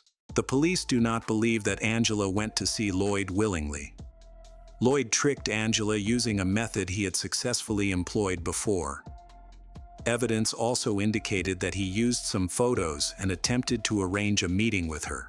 After the first meeting, Angela did not want to continue the relationship.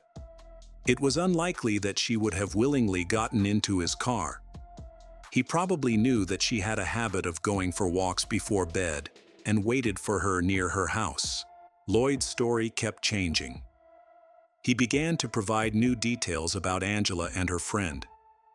He claimed to have heard that Angela and her friend were planning to go to the Arkansas River. This information was verified, and he was found to be lying. The police went to Lloyd's house and, with his permission, searched the premises.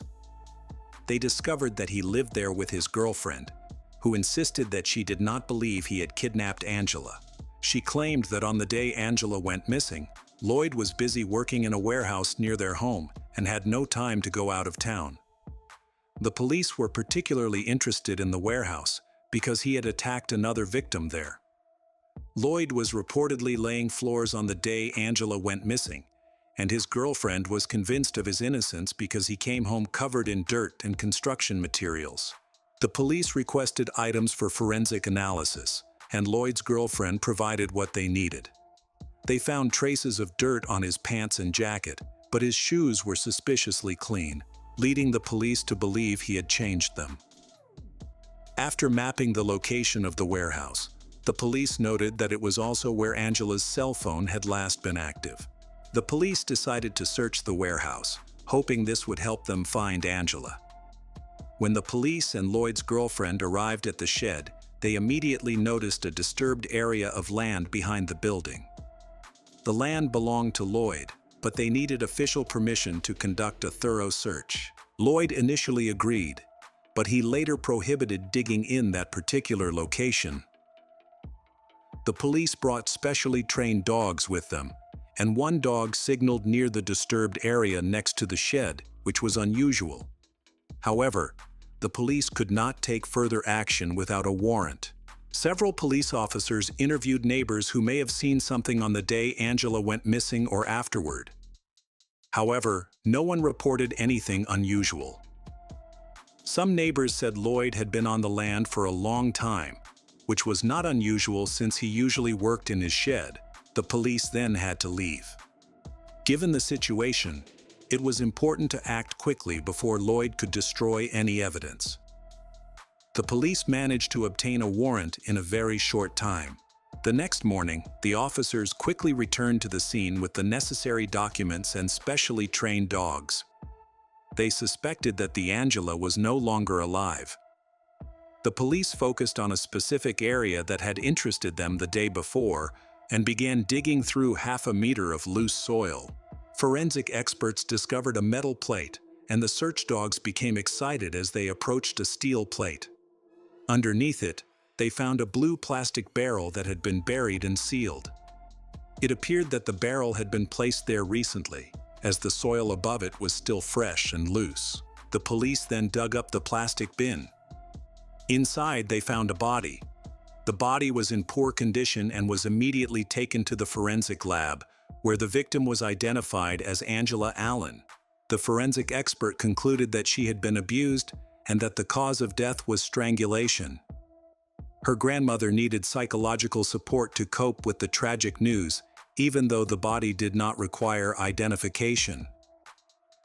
On the day of Angela Allen's funeral, 16-year-old Angela was buried in the city center, attended by hundreds of people.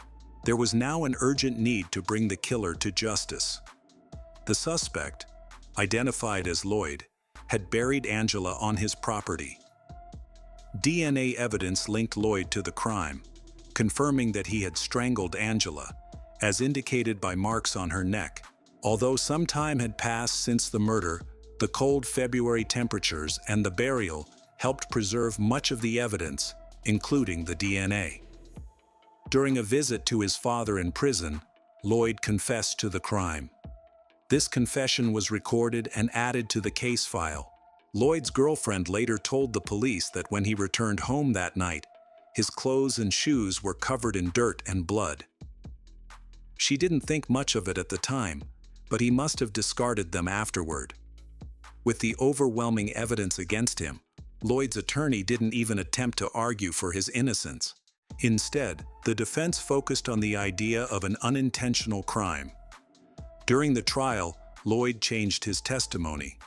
He admitted that he went with Angela because she wanted to watch the sunset. When Angela revealed that she was only 16 years old, he became upset. In a fit of rage, he pushed her into the river. After a while, he realized that she was not coming up for air.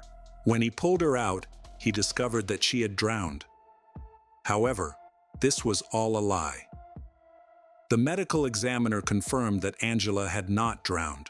There were clear signs of strangulation on her body, and there was no water in her lungs. It is unclear why he chose to fabricate such a false story.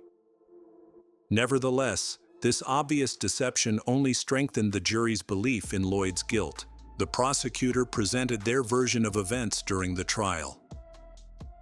Angela and Lloyd's first meeting took place on February 9.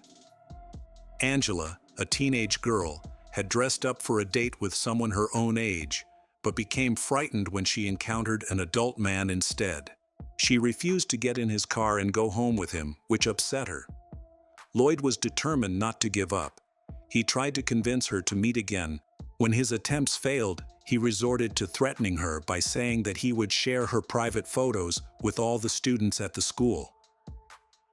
Terrified, Angela agreed to meet him, but this time, she would not survive. He attacked and abused her, then strangled her. The jury quickly returned a verdict.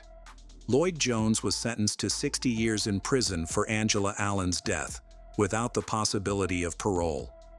He was also sentenced to an additional 30 years, which included 10 years for desecration of a corpse and 20 years in prison for using inappropriate photos of minors. However, things changed. After serving just 4 years of his sentence, Lloyd escaped. At the time, Lloyd was incarcerated at a correctional facility in Brick, Arkansas. He regularly worked at a construction site, where he gained the respect and trust of others. Eventually, Lloyd escaped. Angela's family was notified in time, as they were potential targets. Every available resource was mobilized to capture him. Residents were informed through the news on radio and television, and updates were spread via text messages and social media. Police searched the area for 3 days and eventually found Lloyd, who was hiding in a wooded area near the prison. He was arrested again and returned to prison. He is currently serving time in a maximum security prison in Arkansas. Angela's family was devastated by her loss, and the unexpected escape of the criminal caused widespread concern. The grandmother felt guilty for not paying enough attention to her granddaughter, not checking her social media messages, and trusting her own judgment. She realized that she had allowed this criminal into their lives. Driven by a desire for justice, Angela's grandmother led the effort to create a petition called Angela's Law. The law requires closer monitoring of abusers. It has successfully passed through all necessary channels and is now in effect. Hello friends, welcome to our channel. Today we're going to take a look at another horrible case with you. The case of Emma Faulds. Emma Faulds dedicated her life to serving society. She worked with troubled youth at a local education center and was known for her compassionate heart. On her 30th birthday, she adopted a weak puppy from a rescue, naming him Maverick. With her help, the dog grew stronger and became her loyal companion until her death. Emma was one of 2 daughters. Her younger sister, Miriam, was 7 years her junior. While Emma was recognized for her compassion and love of animals, her family's long-established shop also contributed to her reputation. The shop, which had been in her family since the late 19th century, had been maintained for several generations. Emma's father was the great-grandson of the original founder, who cherished the family traditions and hoped to pass the shop down to future generations. Emma was always cheerful and often shared humorous stories about herself that showcased her vibrant personality. Her taste for bright clothing and love of jewelry, accessories set her apart from her friends. In the many photographs of her that remain, she is almost always smiling. Besides, Emma is a friendly and optimistic person who enjoys holidays. She had a lively group of friends whom she had kept close since school. Unfortunately, she had to move away to pursue her studies, which made seeing her friends infrequent. During this time, Emma focused on her education to build a future career. Her younger sister Miriam admires her positive attitude and sees her as a role model.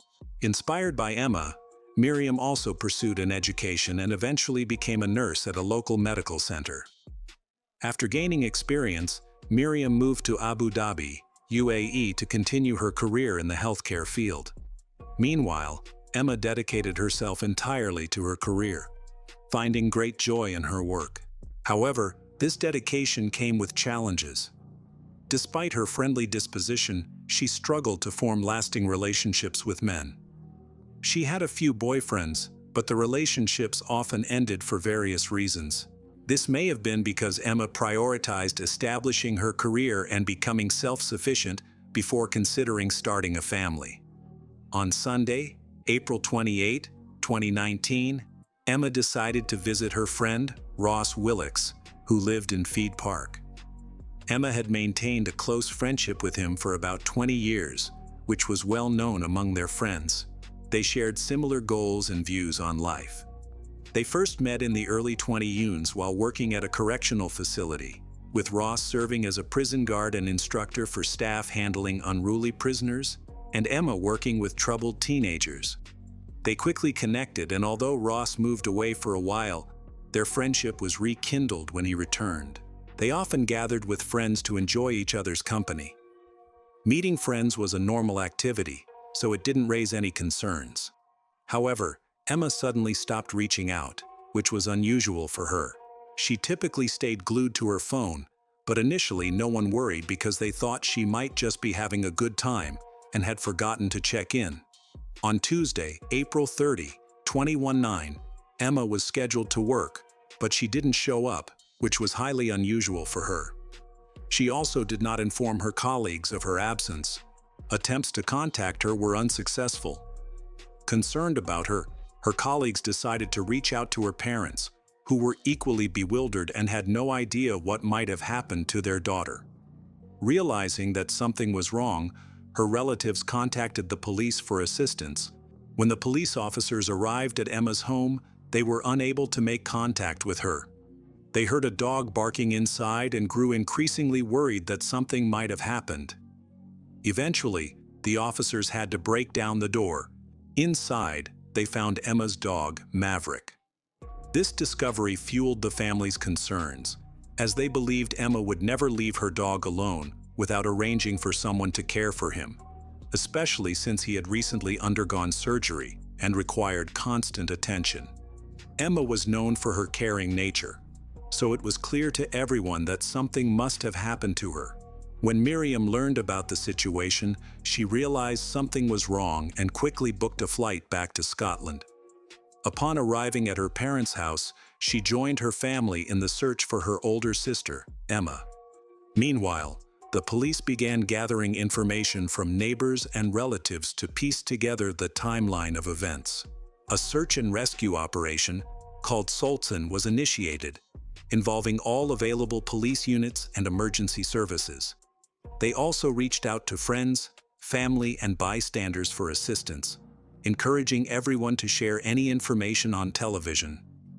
Emma's family arrived in the city and quickly started distributing leaflets featuring a photo of her. They leveraged social media to share her pictures and details, seeking information from local residents. They reviewed CCTV footage from the morning of April 28, when Emma was out walking her dog before her business appointment. The footage captured her talking to several neighbors, who were later interviewed as witnesses to help piece together a timeline. Emma went shopping at 5:39 p.m. that day. A dashcam from a passing car recorded Emma driving her distinctive blue BMW, recognizable by its unique license plate. The car was parked near the home of Ross, a friend she intended to visit, making him the last person known to have seen her before she went missing. On that day, Miriam spoke with Emma. Miriam mentioned that Emma had been planning to reconcile with Ross after a recent conflict. Emma intended to have a drink with him, have a conversation, and possibly spend the night if things went well. Later, around 8 p.m., one of Emma's colleagues messaged her on WhatsApp. Emma confirmed that she was at Ross's house and told her colleagues that she would be staying the night. The relationship between Emma and Ross is unclear, but her close friends and family have maintained that they are just friends.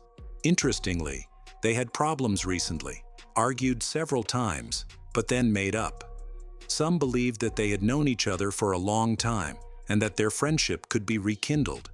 There was speculation that they had feelings for each other since Emma planned to stay overnight, leading to conflicting opinions. The last confirmed sighting of Emma was at 9:10 p.m. on Sunday, April 28, 2019. Her car was found parked in front of her house, but on the opposite side of the street, which raised concerns. Those who knew Emma were aware that she had a bit of obsessive-compulsive disorder, which led to some strange behavior. However, a friend of Emma's said she would never leave her car like that, and she suspected that the BMW might have been left by someone else. The police reviewed surveillance footage from city cameras and reached out to the public, hoping that someone might have seen the driver of the car that evening. They conducted searches in various apartments, looking for witnesses and checking any available video recordings. They confirmed that Emma's last known movements were on Sunday, April 28, after which she was not seen again. The last person she was with was Ross, a fact supported by CCTV footage and multiple witnesses from her circle of friends. The relationship between Ross and Emma seemed quite strange because Ross had a much darker past. He did not often talk about his identity and tried to keep his personal information private, which made him somewhat of a mystery. However, some facts about Ross were known, such as his job as a prison guard, which ended abruptly after just 4 years for 2 reasons, one official and one unofficial. According to unofficial sources, Ross was fired for organizing the smuggling of banned substances to prisoners for profit. An anonymous informant claimed he had ties to a criminal group in Glasgow that supplied him with these banned substances. In 2004, Ross's car was impounded during a search for illegal substances. No evidence was found, so law enforcement could not directly link Ross to banned substance trafficking. It seemed that Ross had been warned in advance, allowing him to cover his tracks effectively. However, there were clear violations, and authorities were determined to hold him accountable. Law enforcement officials sought a way to punish Ross to ensure he could be fired from his position and barred from returning.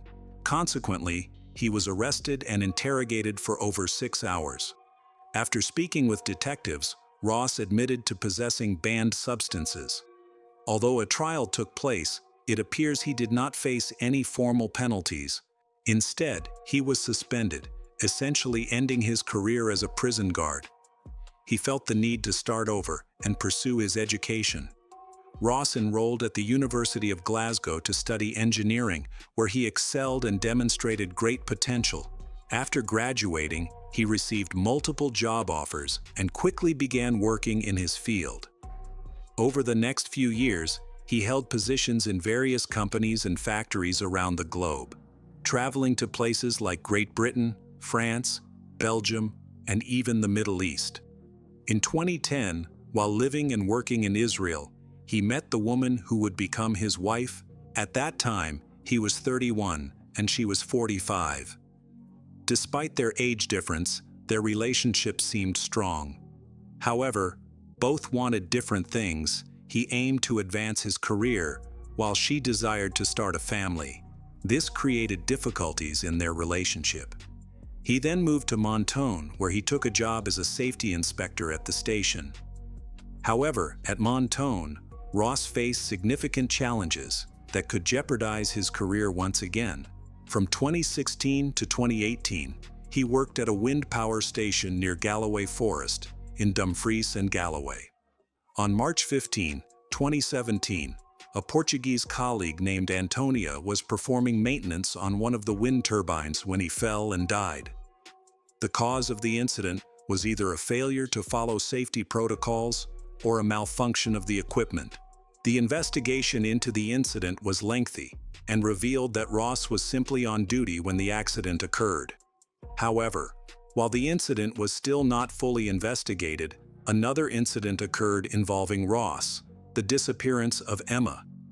When Emma disappeared, investigators quickly focused on Ross due to his past questionable actions. A concerning detail was that he did not participate in any search for her, despite having a close, almost sibling-like relationship with her. During his initial police interview, Ross appeared reluctant and often gave vague or hesitant answers, as if searching for the right answer. He admitted to seeing Emma that evening. They had a few drinks and smoked together before planning a party at his apartment. Finally, Emma became worried after her dog Maverick's surgery, so they prepared to go to her house. He stated that he left Emma's house in the early morning of April 29, but he had no idea what happened during the time that followed. As soon as Emma's home was thoroughly searched, there was no sign of anything amiss. There were no signs of struggle, such as clutter in the house or bloodstains. This led police to suspect that Ross and Emma may not have been at her house, raising concerns that he may be lying to cover up the crime. Detectives planned to gather information from Ross, and on May 7, he was arrested, just a week after Emma was officially reported missing. The following day, he faced charges of murder and obstructing the investigation, although Emma had still not been found. Ross requested a lawyer, and his defense attorney argued that the authorities lacked sufficient evidence for the arrest, suggesting they could not hold him without just cause. By this time, enough circumstantial evidence had been gathered. In some respects, Ross's lawyer was correct. The investigation relied on circumstantial evidence, and no body had been found. As a result, the possibility of making an arrest was uncertain. It was crucial to find direct evidence of murder. The decision was made to continue searching in the most logical locations that Ross frequently visited. The first place on the list was the wind power plant where he was employed at the time. Investigators tracked his cell phone movements on the day Emma went missing and then reconstructed much of the day's timeline using video from security cameras and his phone. Late in the evening, Ross's smartphone was found on the power plant's premises. Detectives reviewed the CCTV footage from the area and discovered that the cameras recorded at least 2 visits by him in the days following Emma's disappearance. The first visit occurred on April 29 in his Mercedes SUV. The next day, he returned in his wife's Jaguar. This repetition did not appear to be coincidental. It likely indicated that he was attempting to conceal his actions. However, with few cell towers in the area, his exact location was not known. Investigators had only been able to identify a few large, hard-to-reach areas where the body was believed to be. It was suspected that Ross and Emma had an altercation that night, resulting in harm to her, and that he subsequently took her away from the city to dispose of her. It was important to find out what happened to Emma, but after a long search, the chances of finding her alive were slim. After reviewing the information, the police pinpointed several areas that were likely locations where Emma might be buried. This helped to narrow down the search area somewhat, although it remained quite large. The police reached out to local residents, who might have seen or recorded something relevant. Their investigation led them to a town called Burrell, where there were 2 roads leading to the power plant. Ross could have used these routes, but there was one problem. He came here regularly for work, so he wouldn't have aroused suspicion. Investigators gathered crucial information on the morning of April 29, the day after Emma went missing. They spotted a vehicle described as a Mercedes. In addition to appealing for help from the public, law enforcement also deployed a specialized helicopter to assist in the search. Multiple search teams worked simultaneously, thoroughly examining the suspected areas. However, they did not find any clues, which was not surprising, as much of the area investigated was heavily forested. Investigators eventually obtained surveillance footage of the car parked at Ross's home. He exited the vehicle and meticulously wiped the door handles and windows. He then spent a considerable amount of time searching inside the car, apparently trying to eliminate any evidence of his presence. In addition, his image was captured on several additional security cameras. It was discovered that he later visited a hardware store on the morning of April 30th, where he purchased 4 large bottles of bleach, chlorine, rubber gloves, various cleaning supplies, a shower curtain, and waterproof clothing. Throughout the day, Ross communicated with Emma multiple times through a messaging app and left voice messages. It was obvious he was trying to create the illusion that she was still alive to distract the investigation. However, phone records indicated that Emma had already died by that time. Investigating Ross's internet activity revealed that he conducted suspicious searches about how police track vehicles. He also looked up troubling questions related to cleaning up blood and covering up evidence after a crime.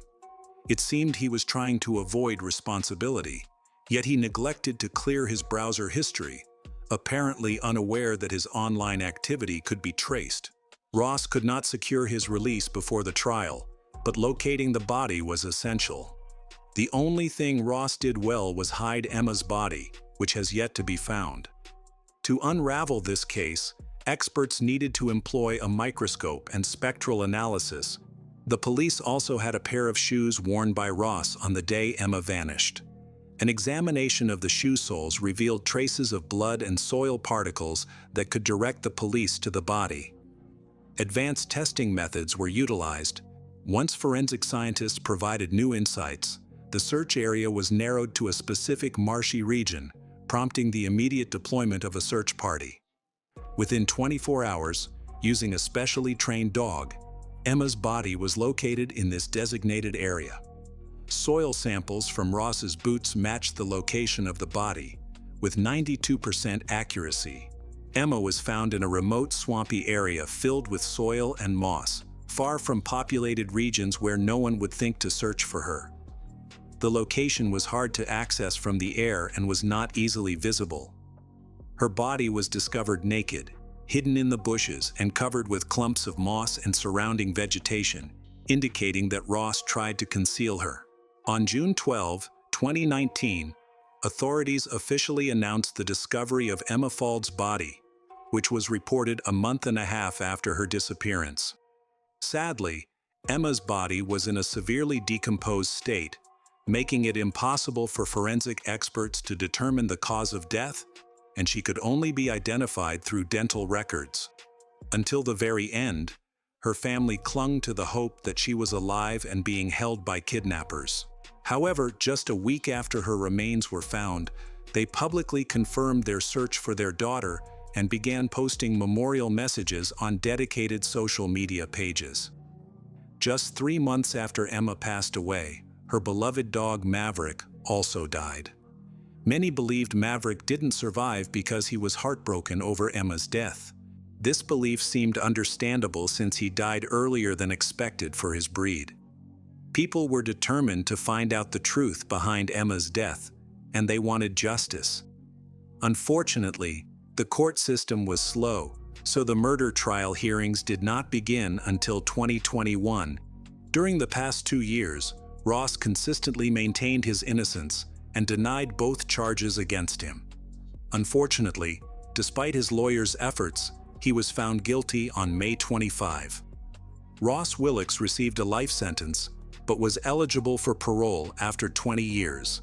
Even after the verdict, Ross continued to claim he was innocent. Authorities noted that he was the only person who truly knew what happened in his home, making it impossible to recreate the incident accurately. Ross was understandably upset by the court's decision and promptly filed an appeal. His case went through several levels of the judicial system, eventually reaching the Supreme Criminal Court of Edinburgh, where the appeal was denied 6 months later. As a result, he had to accept his situation and is now serving his sentence alongside the prisoners he once supervised. At one point, he might have even supplied them with banned substances. Some are now speculating whether Ross may have pushed a coworker off the wind turbine. This seems suspicious, especially considering Ross's ability to kill. It is possible that Ross had an altercation with his coworker and pushed him off the turbine. However, this remains purely speculation, as there is no evidence to prove or disprove this theory. Jessica Edens was born on January 22, 1981, in a small suburb of New York State, USA. She came from a large family, with a sister named Diane and 2 half-brothers, Nathan and Adam. Jessica spent her early years surrounded by loving parents and siblings, with whom she developed warm relationships. She didn't have outstanding academic success but was always creative, dreaming of becoming a photographer. When her parents recognized this passion, they bought her an amateur camera, which she carried everywhere. She took pictures of people, nature, cities, and architecture, anything that caught her attention. Her work was admired and praised. During her teenage years, Jessica actively pursued this passion and mastered the craft. She began to shoot weddings and various events, initially for free, then for a small fee. This allowed her to earn enough money for her own needs, and the idea of building a real business became increasingly appealing. Jessica's personal life was also progressing. She was sociable, active, attractive, and always attracted a lot of attention. On November 19, 2007, she gave birth to a son named Hayden King. Jessica became pregnant during a rapidly developing relationship with a young man, but the love between them faded quickly, and they broke up before Hayden was born. However, Jessica remained optimistic and maintained friendly relations with the child's biological father, allowing him to communicate with Hayden. Jessica was determined to provide everything her child needed, regardless of whether she had a partner or was raising him as a single mother. Fortunately, she did not have to be alone for long. In 2008, Jessica met a man named Benjamin Edens. They quickly found common ground, grew closer, and within a few meetings, they could not imagine their lives without each other. They was in no hurry to officially register their marriage, as both were creative individuals who understood each other well. After a few months, they moved in together, and Jessica began to contemplate having more children. After a while, they officially got married in 2010. Shortly thereafter, they decided to move to a new large house located in a small, cozy town in Easley, South Carolina, which was ideal for a quiet family life. Their family relationships flourished, and Jessica was convinced she had found the man of her dreams, a feeling that was mutual. 2 years later, on July 19, 2012, they welcomed a daughter named Harper Edens. Jessica believes this further strengthens her relationship with Benjamin. He was a wonderful father who spent all his free time with Harper.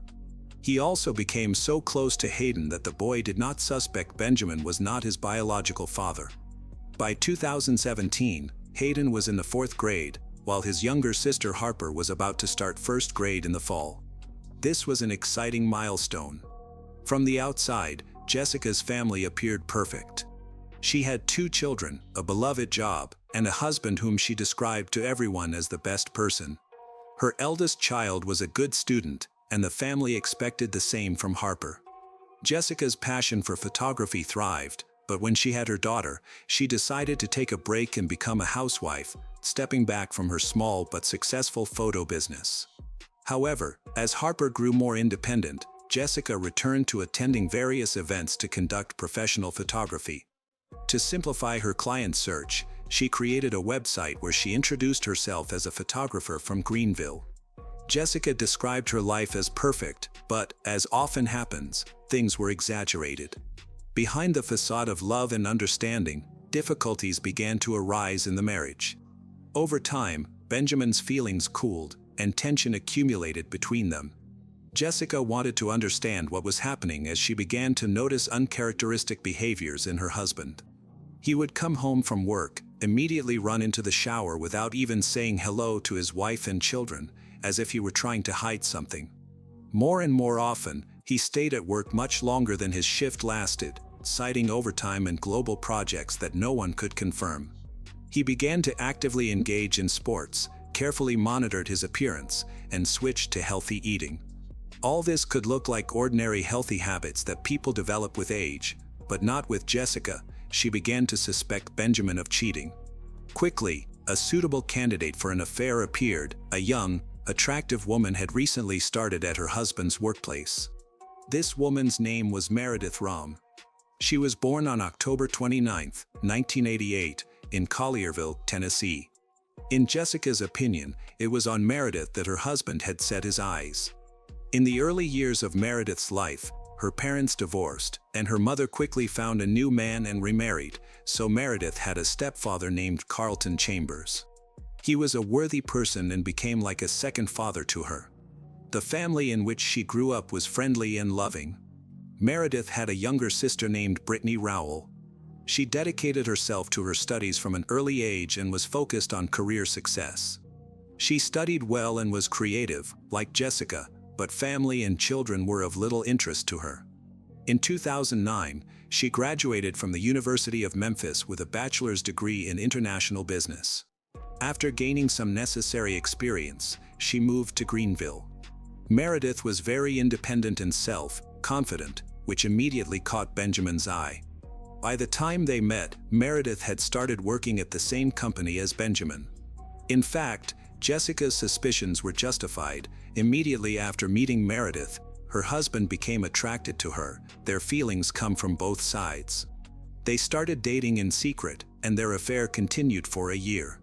Now, Benjamin finally realized that he wanted to be with his young mistress and wanted to break up with Jessica, but he didn't know how to approach the issue. He was afraid of offending his wife and wanted to avoid the difficulties of the divorce process. For a long time, Benjamin was torn between his family and his mistress.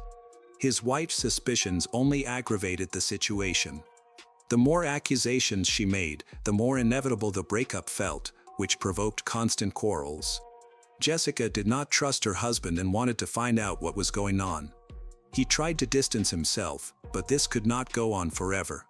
It was time to tell the truth, but Benjamin could not bring himself to do it. Instead of confessing, he decided to move out on far-fetched grounds, citing constant pressure from his wife. On April 11, 2017, Benjamin packed his things and moved from the shared family home to a rented apartment. At least that is what he initially told his wife. Jessica kept hoping that these were only temporary difficulties that many people experience, and that their marriage would be saved. She believed she could convince her husband to return to her and their children. Benjamin tried to avoid the topic of separation altogether, reluctantly answered calls and messages, which only offended her more. The betrayal was of such a magnitude that she could not forgive it. She was angry, and her hopes for a family reunion were shattered. But most of all, she was furious that Benjamin simply ignored her. As the persecution began, Jessica spread various damaging facts about Meredith on all social networks and on any sites where she could post information, exposing her as the homewrecker and her husband as a cheater. Jessica continued to communicate regularly with Benjamin, trying to win him back. Instead, he finally decided to file for divorce. Telling Jessica this provoked even more anger from her, and she now decided to annoy him as much as possible. She knew how much Benjamin loved their daughter Harper, so she sought sole custody of the girl. He had always been a caring father and loved the children, including Hayden. Therefore, he was against such a decision. Benjamin wanted to maintain the right to communicate with the children. He did not want to sit idly by. He hoped to smooth over the conflict and therefore proposed joint custody. Jessica was adamant. Against this backdrop, a serious custody battle began, and tensions escalated. Realizing that it would not be possible to agree amicably, Benjamin went to court on July 11th. He wanted to gain an advantage and testified under oath that Jessica was using the children as a weapon of revenge. By this point, Jessica had completely prevented meetings and communication between the children with their father, not even allowing contact through social networks and mobile phones. Everything was under her total control. Benjamin was afraid she could go too far. Simultaneously, Jessica intensified her harassment of Benjamin and Meredith. She continued to post not just hateful words toward Meredith on social media, but also used graphic photos and other offensive captions. Previously, Jessica had tried to portray Benjamin's mistress as a family destroyer. Now, even more disturbing captions began to appear. She claimed that Meredith would get what she deserved, though she never specified what she meant. Meredith, the target of the harassment, began to fear that all of this could be dangerous. However, Benjamin insisted that Jessica had no history of violence, so he believed the situation would gradually settle down. He tried not to provoke her further, but it had little effect. The situation only worsened. When Jessica learned about the filing of a joint custody application by her husband, she was furious. Benjamin had always been a decent person, a valuable employee who earned a good salary and had no bad habits or addictions, so there were no serious grounds for denying him custody or terminating his contact with the children. He simply wanted to see them. Now that he had received the right to visit, which Jessica could not oppose. Due to the impossibility of taking revenge, she began to come up with more sophisticated ways to annoy him. Every short communication with Benjamin ended in conflicts and accusations. It was even more annoying to her that the mistress would be in contact with the children. During this period, Benjamin and Meredith regularly contacted the police to complain about Jessica's behavior. In particular, Meredith could no longer tolerate the publications that Jessica made about her daily on various social networks. She starts having problems at work when Jessica tries to turn things around her. Benjamin tried to prove that Jessica's behavior was stalking and very disturbing. Worse, he began receiving frightening messages from Jessica, all concerning the children. It seemed she was trying to intimidate him with ambiguous phrases, and he worried that his daughter might be in danger. In July 2017, after a court meeting, he called the police to check on the welfare of the children at Jessica's house. He described the situation in detail. He felt powerless since Jessica still interfered with the meetings, and he did not want to use force, fearing she would use this in court against him to strip him of his joint custody rights. The officers who responded reported that everything was fine, but the anxiety from the threats continued to grow. On July 12, they discussed joint custody again. All attempts by Jessica to prevent this were unsuccessful, making her even more furious. During the day, Benjamin begins to receive more disturbing messages from his ex-wife. It was obvious to her that there was no legal way to limit the children's communication with their father, so she tried to irritate him further with her frightening messages. Benjamin contacted the police again and asked the patrol officers to go to the family home to check on the children's well-being. When the officers arrived, they again did not see anything suspicious. The report compiled by the patrolman stated that everything was fine, the family seemed normal, Jessica behaved calmly, and her son and daughter were in a good mood while watching a movie when the officers arrived. At that moment, Jessica insisted that Harper call Benjamin, realizing that he had called the police. All of this became part of her insidious plan to expose him as a liar. While the officer was in the house, he discussed the potential resumption of relations with Benjamin. Jessica denied wanting to reconcile, calling him a traitor who had cheated for a whole year. She couldn't forgive him and intended to use this in court to achieve sole custody of their daughter. She didn't want him in the children's lives. While the officer was filling out the report, Jessica began insisting that Benjamin and Meredith were very dangerous people, especially to the children. She claimed to have suffered from their behavior since the divorce process began and insisted that they were trying to portray her in a bad light. Jessica wanted to obtain a restraining order against them. The patrolman informed Jessica that, in order to get a restraining order, she would have to go through the court process after filing a report. After saying goodbye to the officers, she promised to file a statement in person soon, but that was not destined to happen. The next day, while Jessica's family was out of town, she went to her parents' house early in the morning and took a .40 caliber pistol that they used for self-defense. When relatives heard about this, Jessica warned her father about the need for a weapon, and he was not against it. They did not suspect the scale of the persecution that Jessica had arranged. She skillfully lied, making Benjamin look worse and referring to the persecution from him, that the danger emanating from her ex. Jessica claimed that she could not feel calm at home, she was simply afraid to be left alone with her 2 children. They were easily convinced that Benjamin and Meredith posed a threat, including to the children, and that the weapon would help protect them from what she described as extremely harmful communication. All of this sounded plausible, therefore, her parents had no problem with her needing the weapon for a while. Jessica planned to keep the gun in the house while the divorce process was ongoing. Jessica then sent text messages filled with accusations, now targeting everyone who knew Meredith. She managed to find information about the family and friends of Meredith, copying the messages to everyone, then telling them how Meredith had stolen her husband, destroyed her family, and was now trying to take the children. Jessica obtained the phone numbers of at least 5 friends of family members on social media. It seemed she was immersed in this all day, displaying behavior that resembled madness. She even personally called several people, relaying her story over her mobile phone. Some of Jessica's acquaintances became disappointed in her decency, causing real damage to her reputation. Benjamin also received even more terrifying messages. Jessica openly accused and intimidated him, stating that he would not receive anything, he would not gain access to Meredith and the children.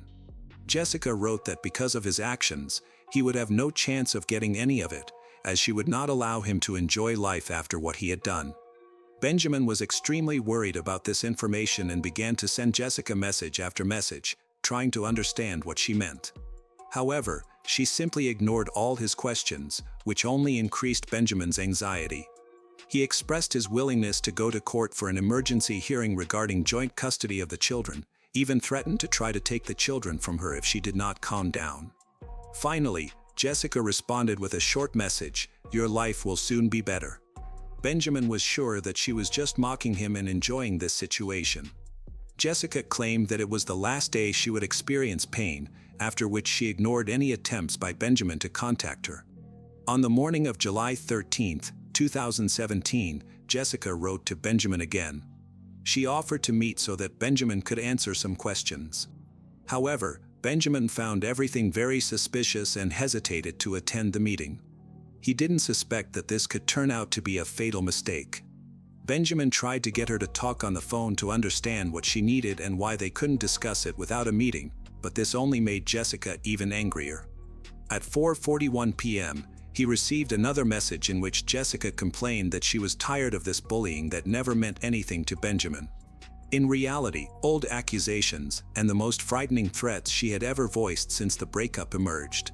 Jessica's behavior was so alarming that Benjamin contacted her mother to discuss the situation, suspecting that Jessica was having a breakdown.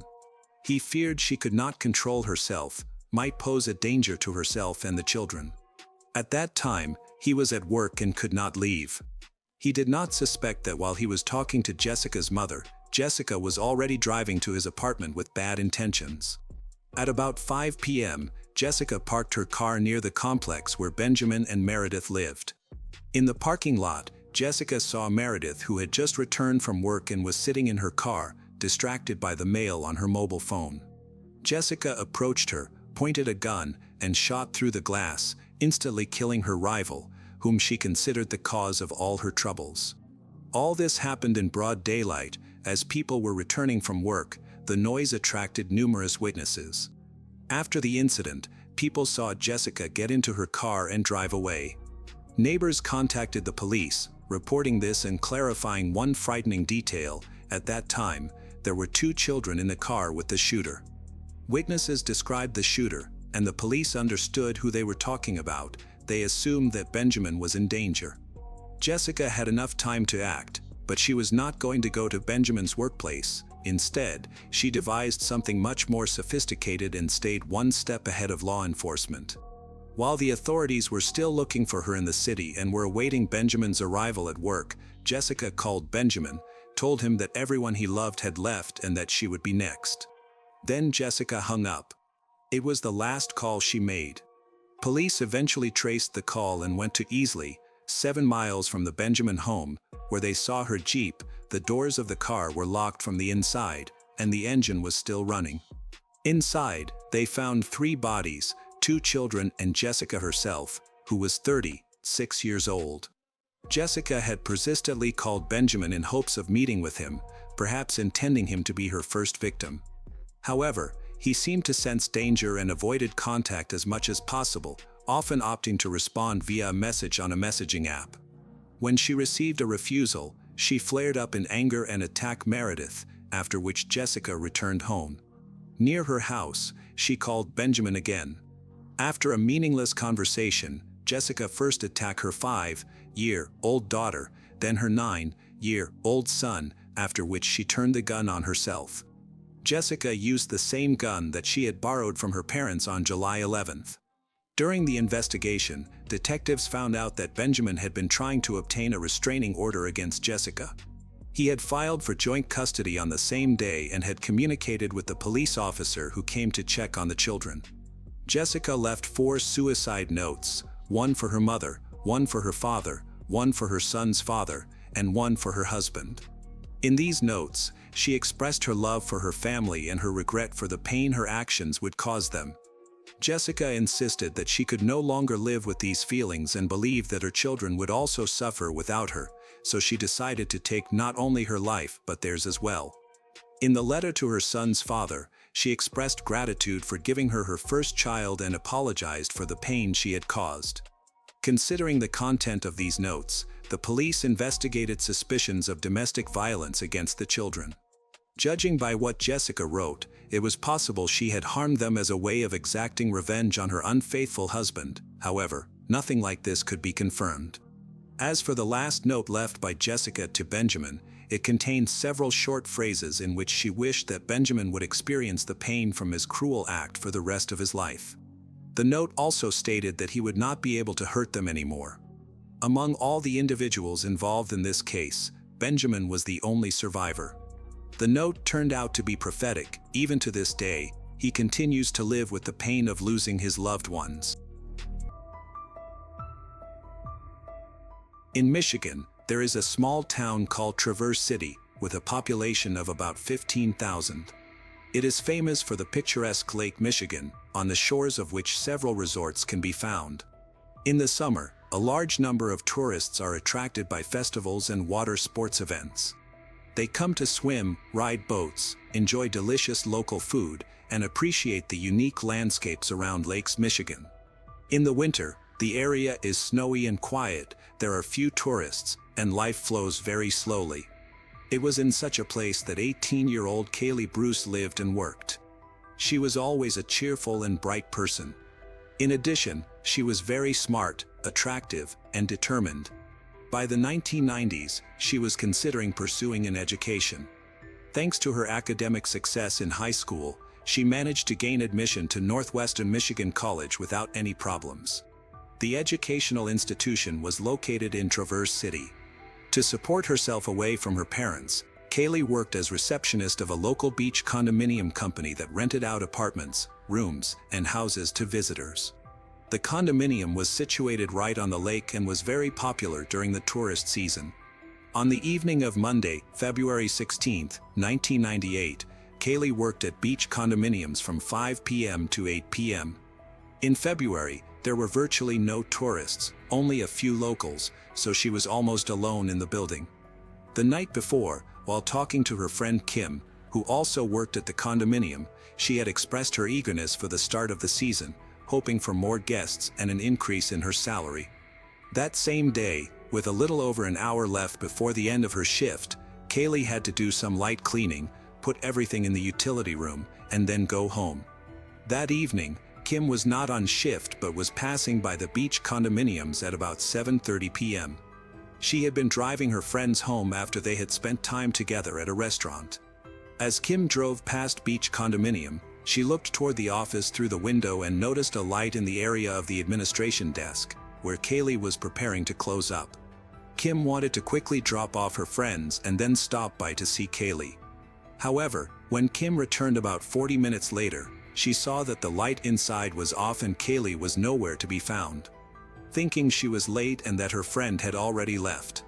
Satisfied that her friend had gone home, she turned around and left.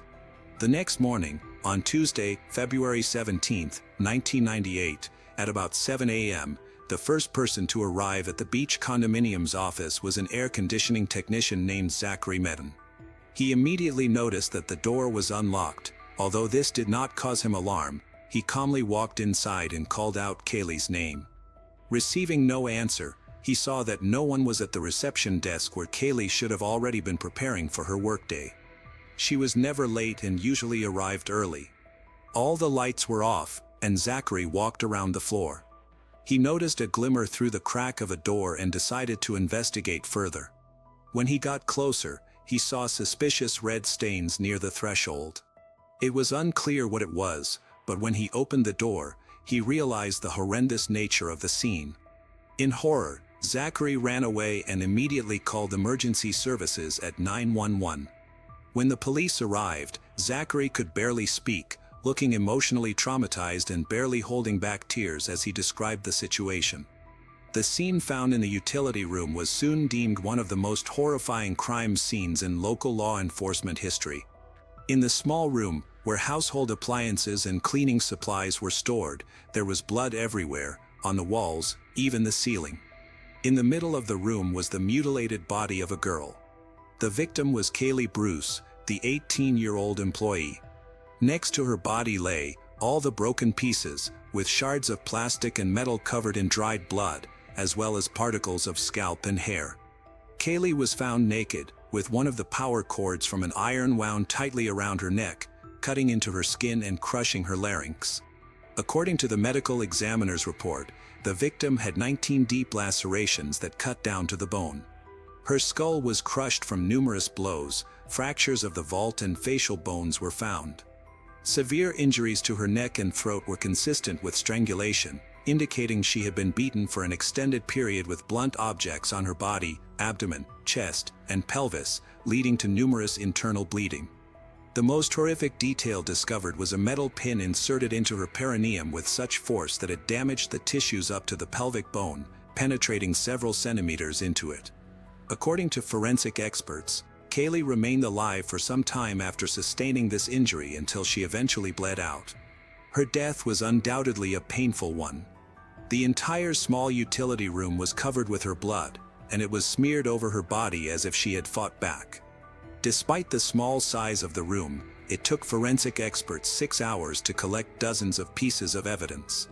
They discovered numerous defensive injuries, indicating a brutal struggle, along with signs of disorder around the area. Apparently, Kaylee's resistance only angered her attacker. Footprints and similar traces were found strewn on the floor, suggesting that the attacker had jumped on Kaylee in an attempt to cover this terrible incident. Local reports described the scene, and the first thing that struck the arriving journalist was the amount of blood. He immediately realized they were dealing with one of the most terrible crimes in the town's history. Despite years of experience reporting from dozens of bloody crime scenes, he had never seen such cruelty before. He labeled the criminal a real monster and couldn't comprehend what could drive someone to commit such an atrocity against an innocent 18-year-old girl. Kaylee Bruce died at about 8 p.m. the previous day. It is possible that when Kim was standing outside the office, her friend was already beyond help. She herself miraculously avoided a collision with the killer. Kaylee's family was shocked by such a brutal murder and could not understand who could wish harm to such a sweet girl. Relatives, friends, and acquaintances told detectives that Kaylee was a very nice and kind person. No one had ever heard anyone speak badly of her. It was hard to imagine that someone would have a motive to attack her. Some items were missing from the crime scene, but nothing significant, so the theory of a robbery gone wrong was not considered. Detectives suspected that the perpetrator must have known Kaylee personally, given the brutal nature of the attack. Revenge, hatred, or jealousy seemed likely motives. The attacker was probably observing her and knew her daily routine, allowing him to choose the moment when Kaylee would be most vulnerable. He likely knew when to strike so that no one would be nearby, and she might have trusted him. They decided to search for the criminal among Kaylee's immediate acquaintances and among local residents who might have been in regular contact with her, possibly even living nearby. Unfortunately, there were no CCTV cameras on the premises of the resort or even inside the office, which left them without clues. All the blood at the crime scene was analyzed and confirmed to belong to the victim, but no fingerprints could be found. It was clear that the perpetrator had some criminal experience. He was probably wearing gloves or had carefully erased all traces of his presence. The forensic team collected more than 100 pieces of evidence from the small utility room. The only trace left by the aggressor were boot prints found on the body and the bloody floor. Forensic experts used a special substance that allowed them to obtain a clearer pattern of the shoe's sole along with all the small details. When the police received a full footprint, they assessed the killer's size. He had to be a tall, strong man who wore large shoes. The print had a clear tread, resembled work shoes. Detectives visited local stores to find a similar pair and discovered that the prints matched shoes from a brand called Pajar. When combined with the prints found on Kaylee's body, they turned out to be identical, leading to a person who likely used specific clothing. The young man who worked in the condominium quickly attracted the authorities' attention, Zachary Medden, who discovered the body and reported it to the police. Detectives were alarmed that he had gone to the police to report finding the body. This was a tactic sometimes used by murderers hoping to remove suspicion from themselves and gather information about the progress of the investigation. Zachary was taken to the station for an official interrogation to verify and exclude him from the list of suspects. He was still visibly shaken by what he had seen, struggling to control himself, and appeared sincere. Zachary voluntarily allowed his car to be searched. The investigation had reached a dead end, with no valuable information emerging and all suspects cleared. The excitement in a local community was reaching its peak. It became almost impossible to buy a regular pepper spray for self-defense, as supplies were quickly depleted.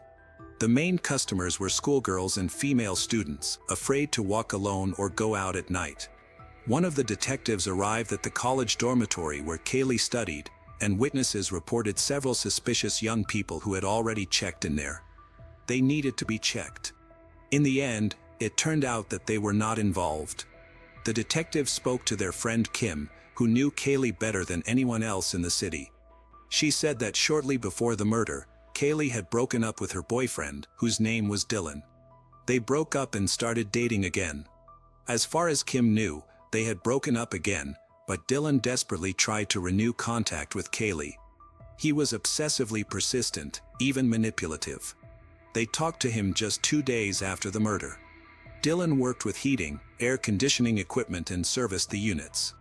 They immediately noticed that he had boots of the brand Pilar, similar in size to the footprints found at the crime scene. Dylan had several pairs of the same brand, which were immediately sent to the laboratory for examination. However, no traces of blood could be found on them. Of course, he could have had other similar boots that he got rid of after the attack, but no matter how hard the police tried, they could not find any evidence against Dylan. Additionally, he had a reliable alibi, so he was excluded from the list of suspects. The killer could now be tens or even hundreds of kilometers away from the condominium, but the degree of cruelty suggested great hatred or sadistic inclinations. They were looking for all criminals prone to attacking women who had recently been released from prison and lived in the area. However, all efforts were in vain. During the inspection of the hill, a small metal rod was found. It was a part of a car tire valve. On it, they found Kaylee's blood and several hairs that did not belong to her. One of them had an entire follicle, which allowed them to create a DNA profile of the probable criminal. Hopes for this were still low as the technology at the time was not yet perfect. In any case, this version needed to be checked, and that took time. They decided to use all the meager materials available to them. They organized a press conference and appealed to the public. The key moment on which they focused was the problem of numerous false statements. People contacted the police station, and all leads were checked. One person who contacted them was a local resident who worked as a presenter at a radio station. His name was John Chandler. He immediately noted that his information could help find the criminal. On February 26, 1998, 10 days after the murder of Kaylee and following the press conference, John went to change the tires on his car. Near the resort area, there was an industrial park and a tire factory that he visited. While in the waiting room, he accidentally overheard the manager talking to the rest of the staff, trying to find one of the workers. The employees were discussing that a technician had not shown up for work and had not been seen for several days. They had all seen the press conference, so they suspected something was wrong. There were rumors that the missing man had a very bad character. One colleague mentioned that a day after the murder of Kaylee, he had seen this technician wearing boots of the brand Pajar, which had suspicious dark spots. A day later, he bought himself new shoes and did not wear that pair again. After hearing all of this, John immediately called the police station to request that they check this tip. He felt that this information was very important, and the detectives were convinced of its significance. They went to the tire factory. The manager immediately admitted that John's words were true. Colleagues that morning had discussed one of the employees of the organization, who turned out to be 25-year-old Kevin Holzer, the son of the director of the company. Several employees confirmed that he always wore large-sized Pajar boots while on shift. A few days after the murder, he had a new pair. After examining the area where Kevin usually worked, detectives noticed that small metal rods from tire valves were lying around on the floor. They looked very similar to the evidence from the crime scene. Local workers confirmed that these rods often flew off when changing tires. Now the police were sure that John's statement was leading them in the right direction. Their suspicions only grew stronger when they found out that Kevin had been renting a room in beach condominiums where Kaylee worked for 6 months. He had the opportunity to observe her, calculate her daily routine, and choose the right time when she would be alone. In fact, Kevin spoke with investigators as early as 8 a.m. on February 17th, when Kaylee's body was found. He was the only one who did not ask what had happened, which seemed strange. Kevin claimed he had quickly gone to work at the plant. Due to the lengthy process of examining the crime scene and collecting evidence, the detectives did not have the necessary clues when they spoke to Kevin. It became apparent that the criminal could have been in their hands from the very first minutes of the investigation, but he managed to slip away. The new main suspect was now wearing Pajar boots of the same size. It was decided to reanalyze the collected data and follow up on everything the local residents had said. The detectives spoke to one resident of beach condominiums. She said that, day of the attack, she returned home from work in the evening at about 10 p.m.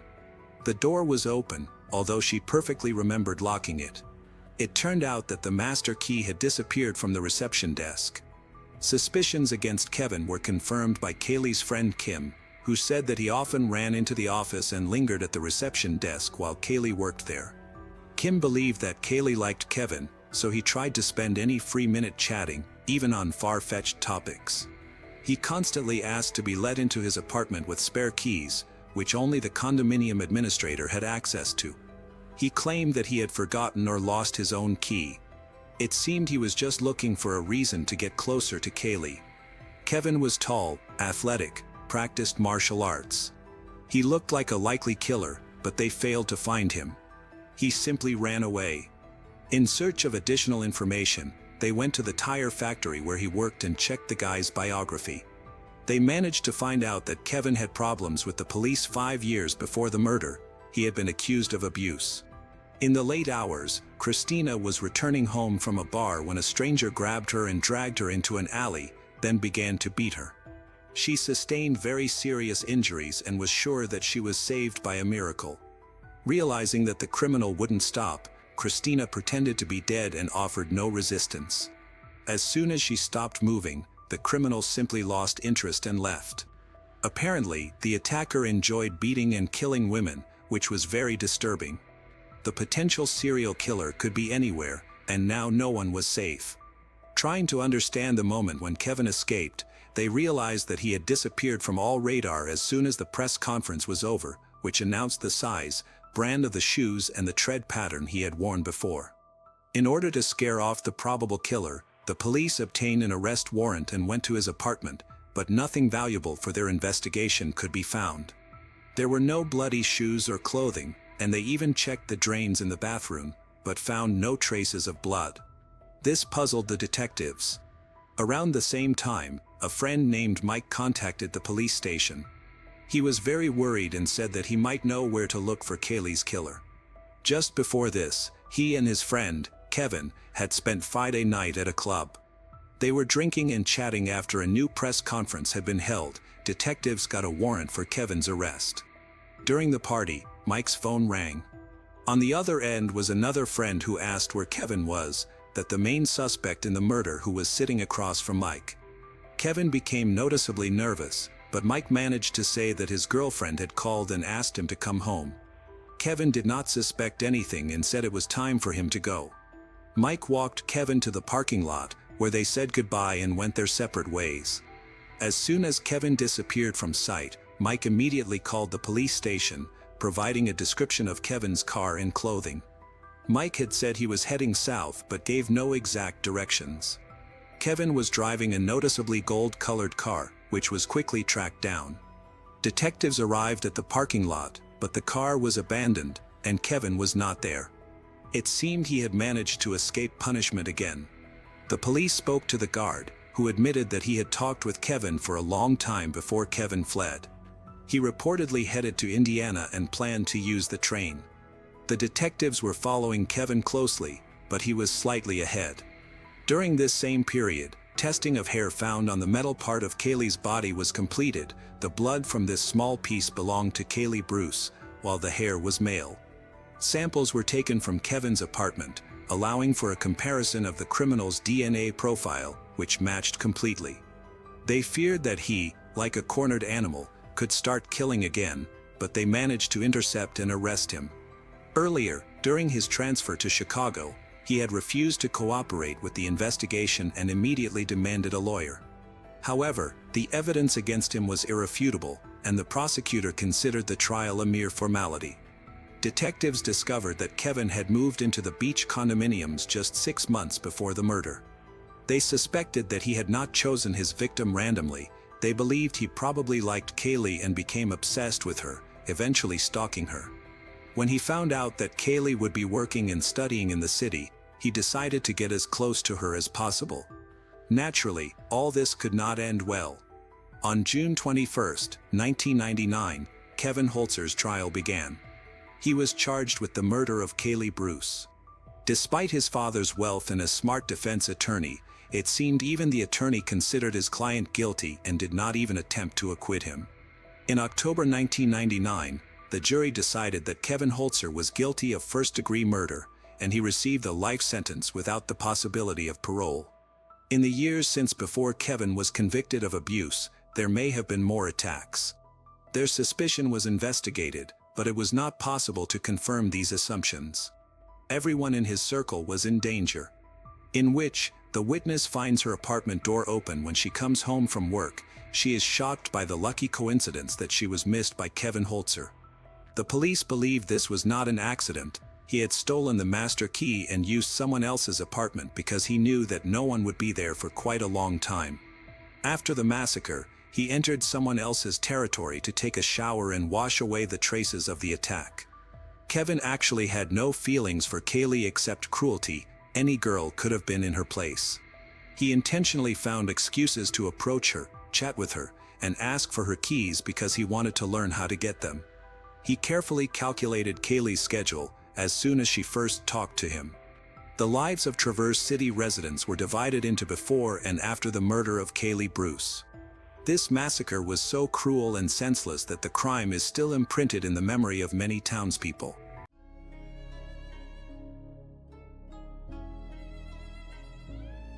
Luz Mary Tristan, the queen of the skating track, the woman who put Colombia on the world stage of sports, was the very image of resilience and triumph. Yet her dazzling life ended not in the glory of competition, but in the darkness of her own home, just past midnight, in one of Cali's most exclusive neighborhoods. Neighbors awoke to the sound of shouting, crashing, and then gunfire tearing through the silence. Emergency calls poured in by F. When police finally forced their way inside, what they found stunned them into silence. Luz Mary Tristan lay lifeless, marked by brutal violence and a fatal gunshot wound. A national icon was gone. A champion who once carried her country's flag to victory had been silenced in the most savage way. And so the questions began. What really happened behind those closed doors? How did a life of triumph on the track unravel into tragedy at home? And who was responsible? This is not only the story of victories won on the track, but of a life that rose from hardship, fought through struggles, and was forever changed on that final night.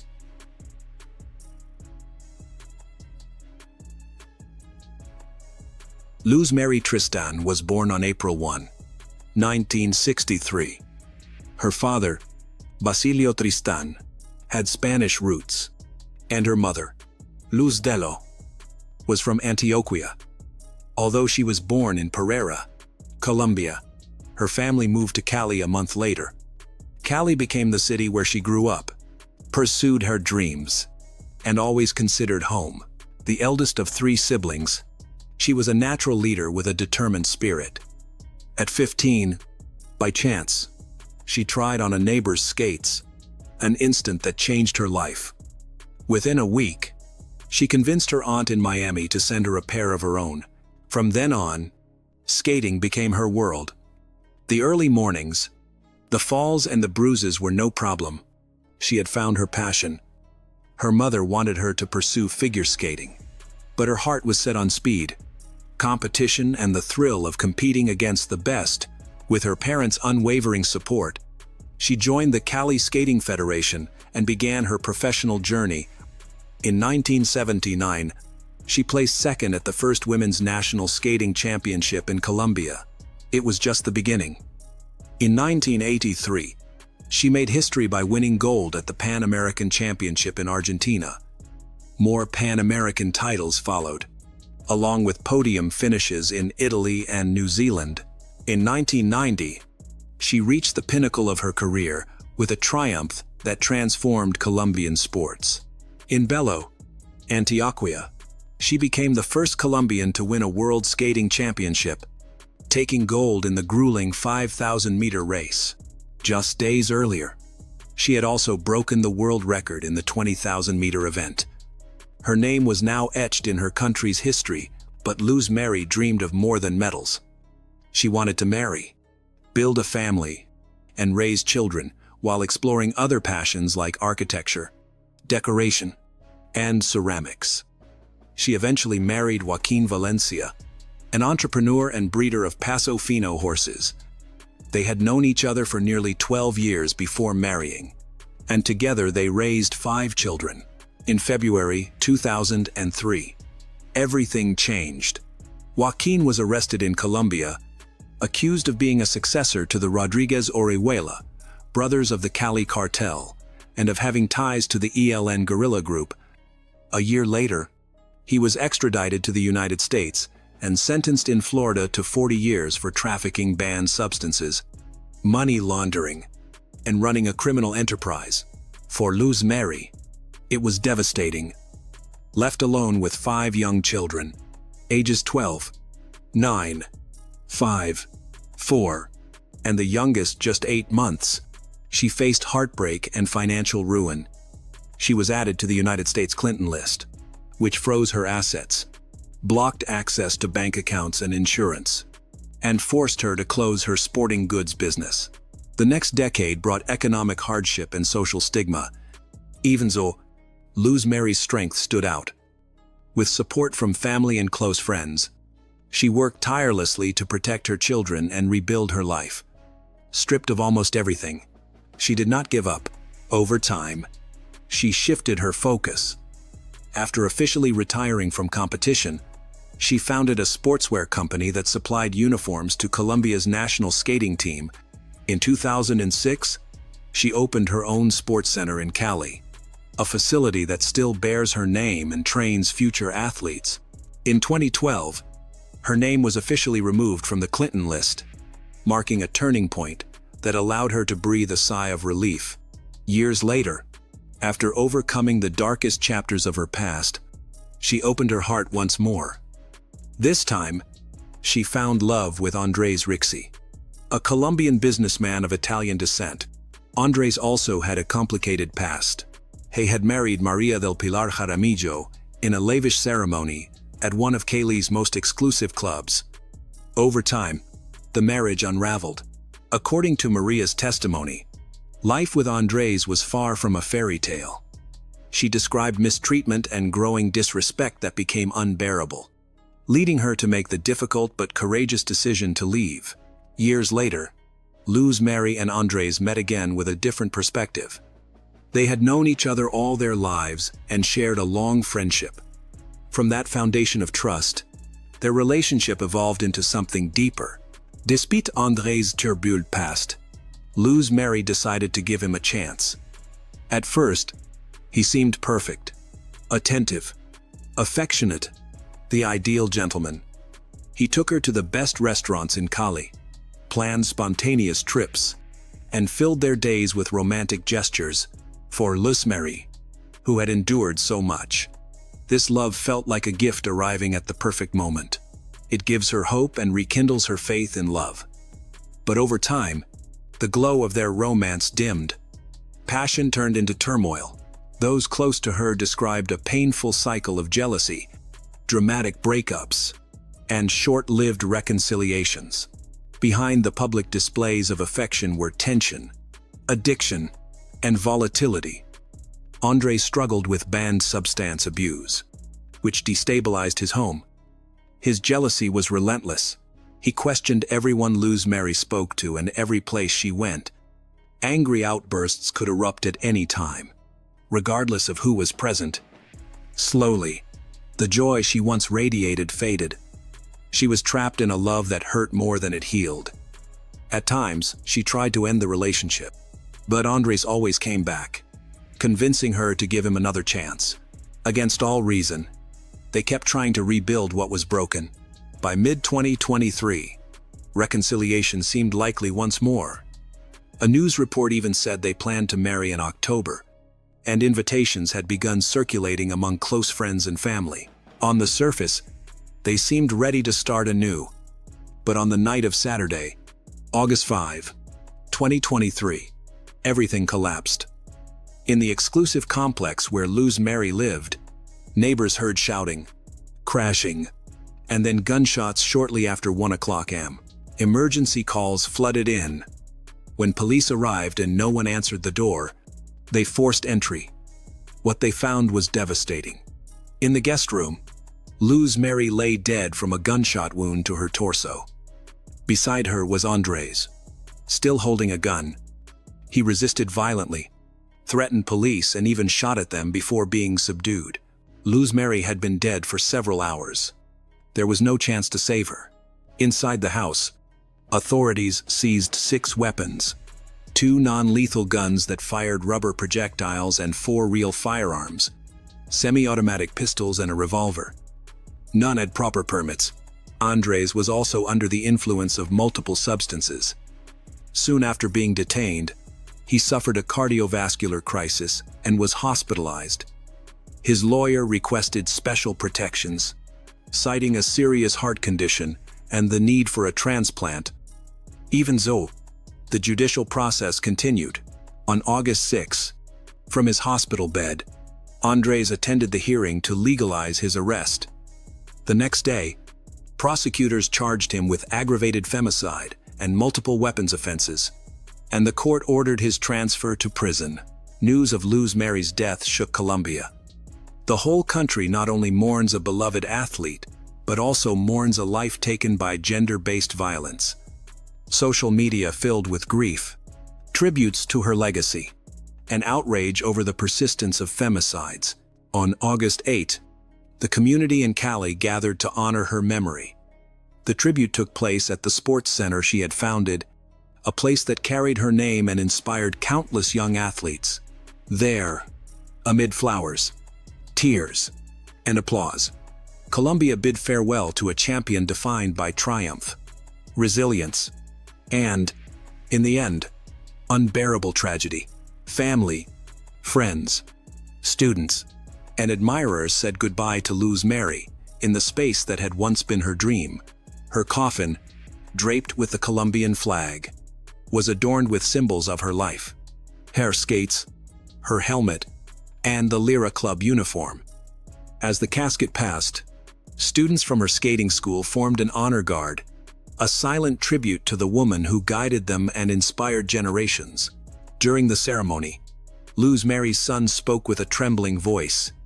He reminded everyone that his mother's spirit would live on in her children, not only in their strength and determination, but in the way they moved through life. He urged his siblings to honor her through their choices and to never forget the love and example she gave them. With emotion, he asked her to rest in peace, assuring her that she had given them everything they needed to face the world. But the grief was overwhelming. As he admits, no judgment or measure of justice can truly ease the pain of this loss. That same day, the forensic report revealed chilling details. Luz Mary was shot once in the back.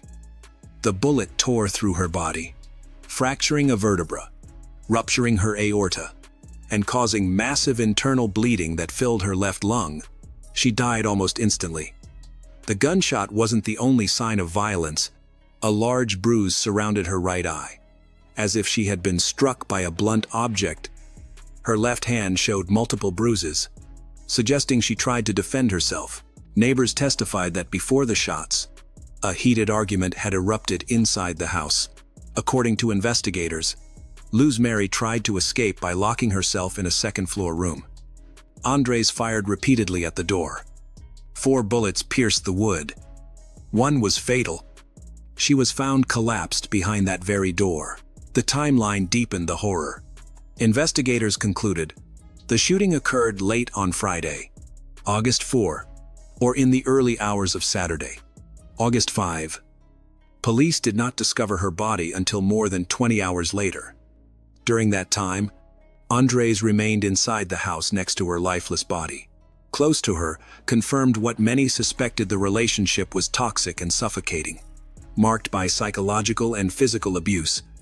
Her sister described Andres as controlling and possessive, a man who isolated Luz Mary from friends and family. A close friend recalled that days before her death, Luz Mary confessed she no longer understood his jealous outbursts. Still, she held on to hope and even asked for help, writing a loving message to calm him. Friends from her skating school tried to reach her that Saturday. When she didn't answer, dread grew. They already knew enough about Andres's violent tendencies to sense something was wrong. Although Andres had no formal record of domestic violence, the tragedy brought old wounds to light.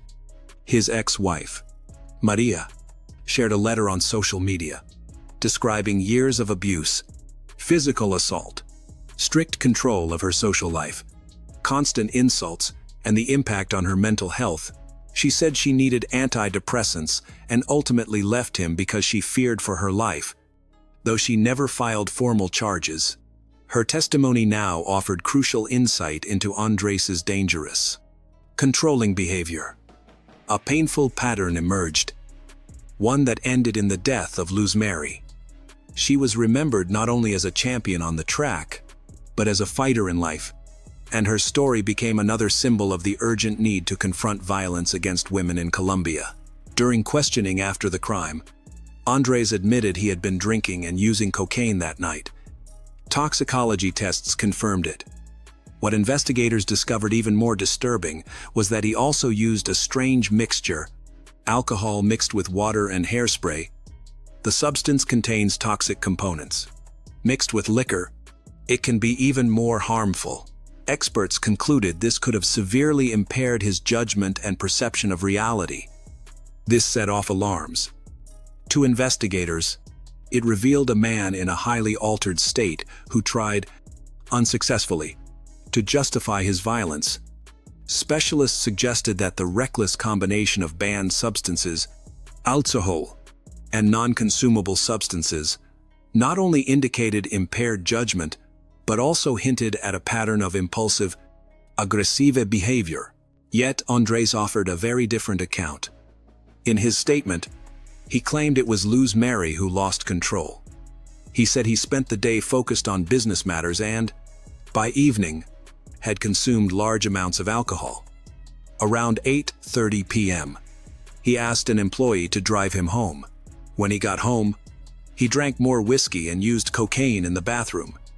He said that Luz Mary appeared briefly, greeted him coldly, and later, after the employee left, he found her upstairs, silent and distant. He alleges that she then threatened to harm herself.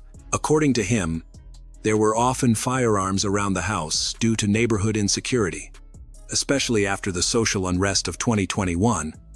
That night, he noticed a gun left on a nightstand and said this made him fear that Luz Mary might act on her threat.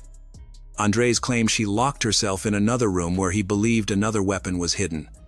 He said he tried to force the door open, fearing for her life and his own safety. At that moment, he claimed, the automatic pistol discharged multiple rounds. After the shots, he described a heavy silence. Instead of checking on her, he said he walked away and continued drinking and using cocaine until nearly 4:00 a.m. In his account, Andres insisted he never intended to kill her. He denied any history of abuse and presented himself as a man of values, a good father, son, and friend. He rejected claims of addiction or mental illness, blaming the media for spreading defamatory lies. In his final remarks, He asked forgiveness from God and society. But the forensic evidence told a different story.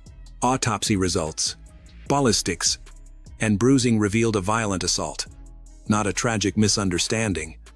Along with his own admission of substance use, the evidence formed a stark picture of a preventable femicide.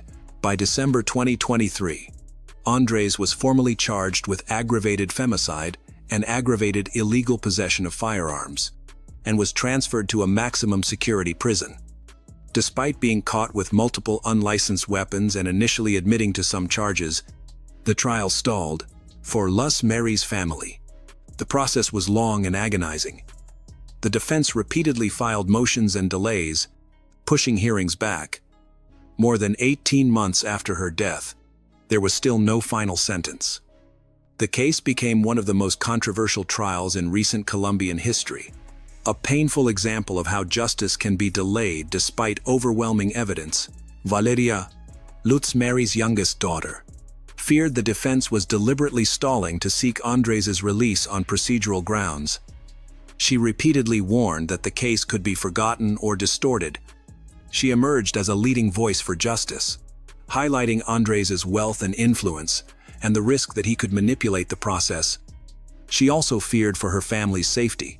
Though there were no direct threats, a persistent sense of vulnerability remained, compounded by the state's failure to offer protective measures.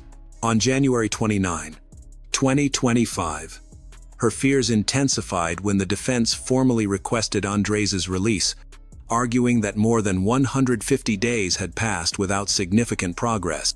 However, the fifth judge of the Cali court rejected this request. The judge said that the delay was mainly due to medical reasons raised by the defense itself, and that if a replacement lawyer had been appointed, these delays could have been avoided. On February 11, 2025, inside Cali's Palace of Justice, the court delivered its verdict. Andres Ricci was found guilty of the aggravated femicide of Luz Mary Tristan. The decision rested on extensive prosecution evidence, showing a sustained pattern of physical and psychological abuse leading up to the murder. The court also convicted him of manufacturing, trafficking, and illegal possession of firearms, proving that one of those weapons was used in the killing. 3 weeks later, on March 4, 2025, Andres Ricci was sentenced to 45 years and 9 months in prison and ordered to serve his term at the Picolinga Maximum Security Facility. For Luz Mary's children, the ruling brought bittersweet closure. Valeria called it both a relief and a measure of justice, while acknowledging that no sentence could heal the loss of their mother. Her aunt Victoria said the verdict sent a powerful message against gender-based violence in Colombia and showed that justice can prevail over wealth and influence. Although the defense appealed, the strength of the evidence and the gravity of the crime upheld the conviction. In the months that followed, Luz Mary's family turned their grief into action. Valeria returned to Colombia to lead the Luz Mary Tristan Sports Center, fulfilling her mother's vision of supporting young athletes. On April 6, 2025, Cali hosted the first A Legacy of Light, a commemorative race in her honor. More than 1,000 participants, children, teenagers, and adults, ran 5 and 9 kilometers through the city, celebrating her life, discipline, and enduring passion for sport. Through these tributes, Luz Mary's legacy continues to shine. Her story of triumph, effort, and endurance continues to be a beacon for generations to come, inspiring them to maintain the determination that made her a champion on the track.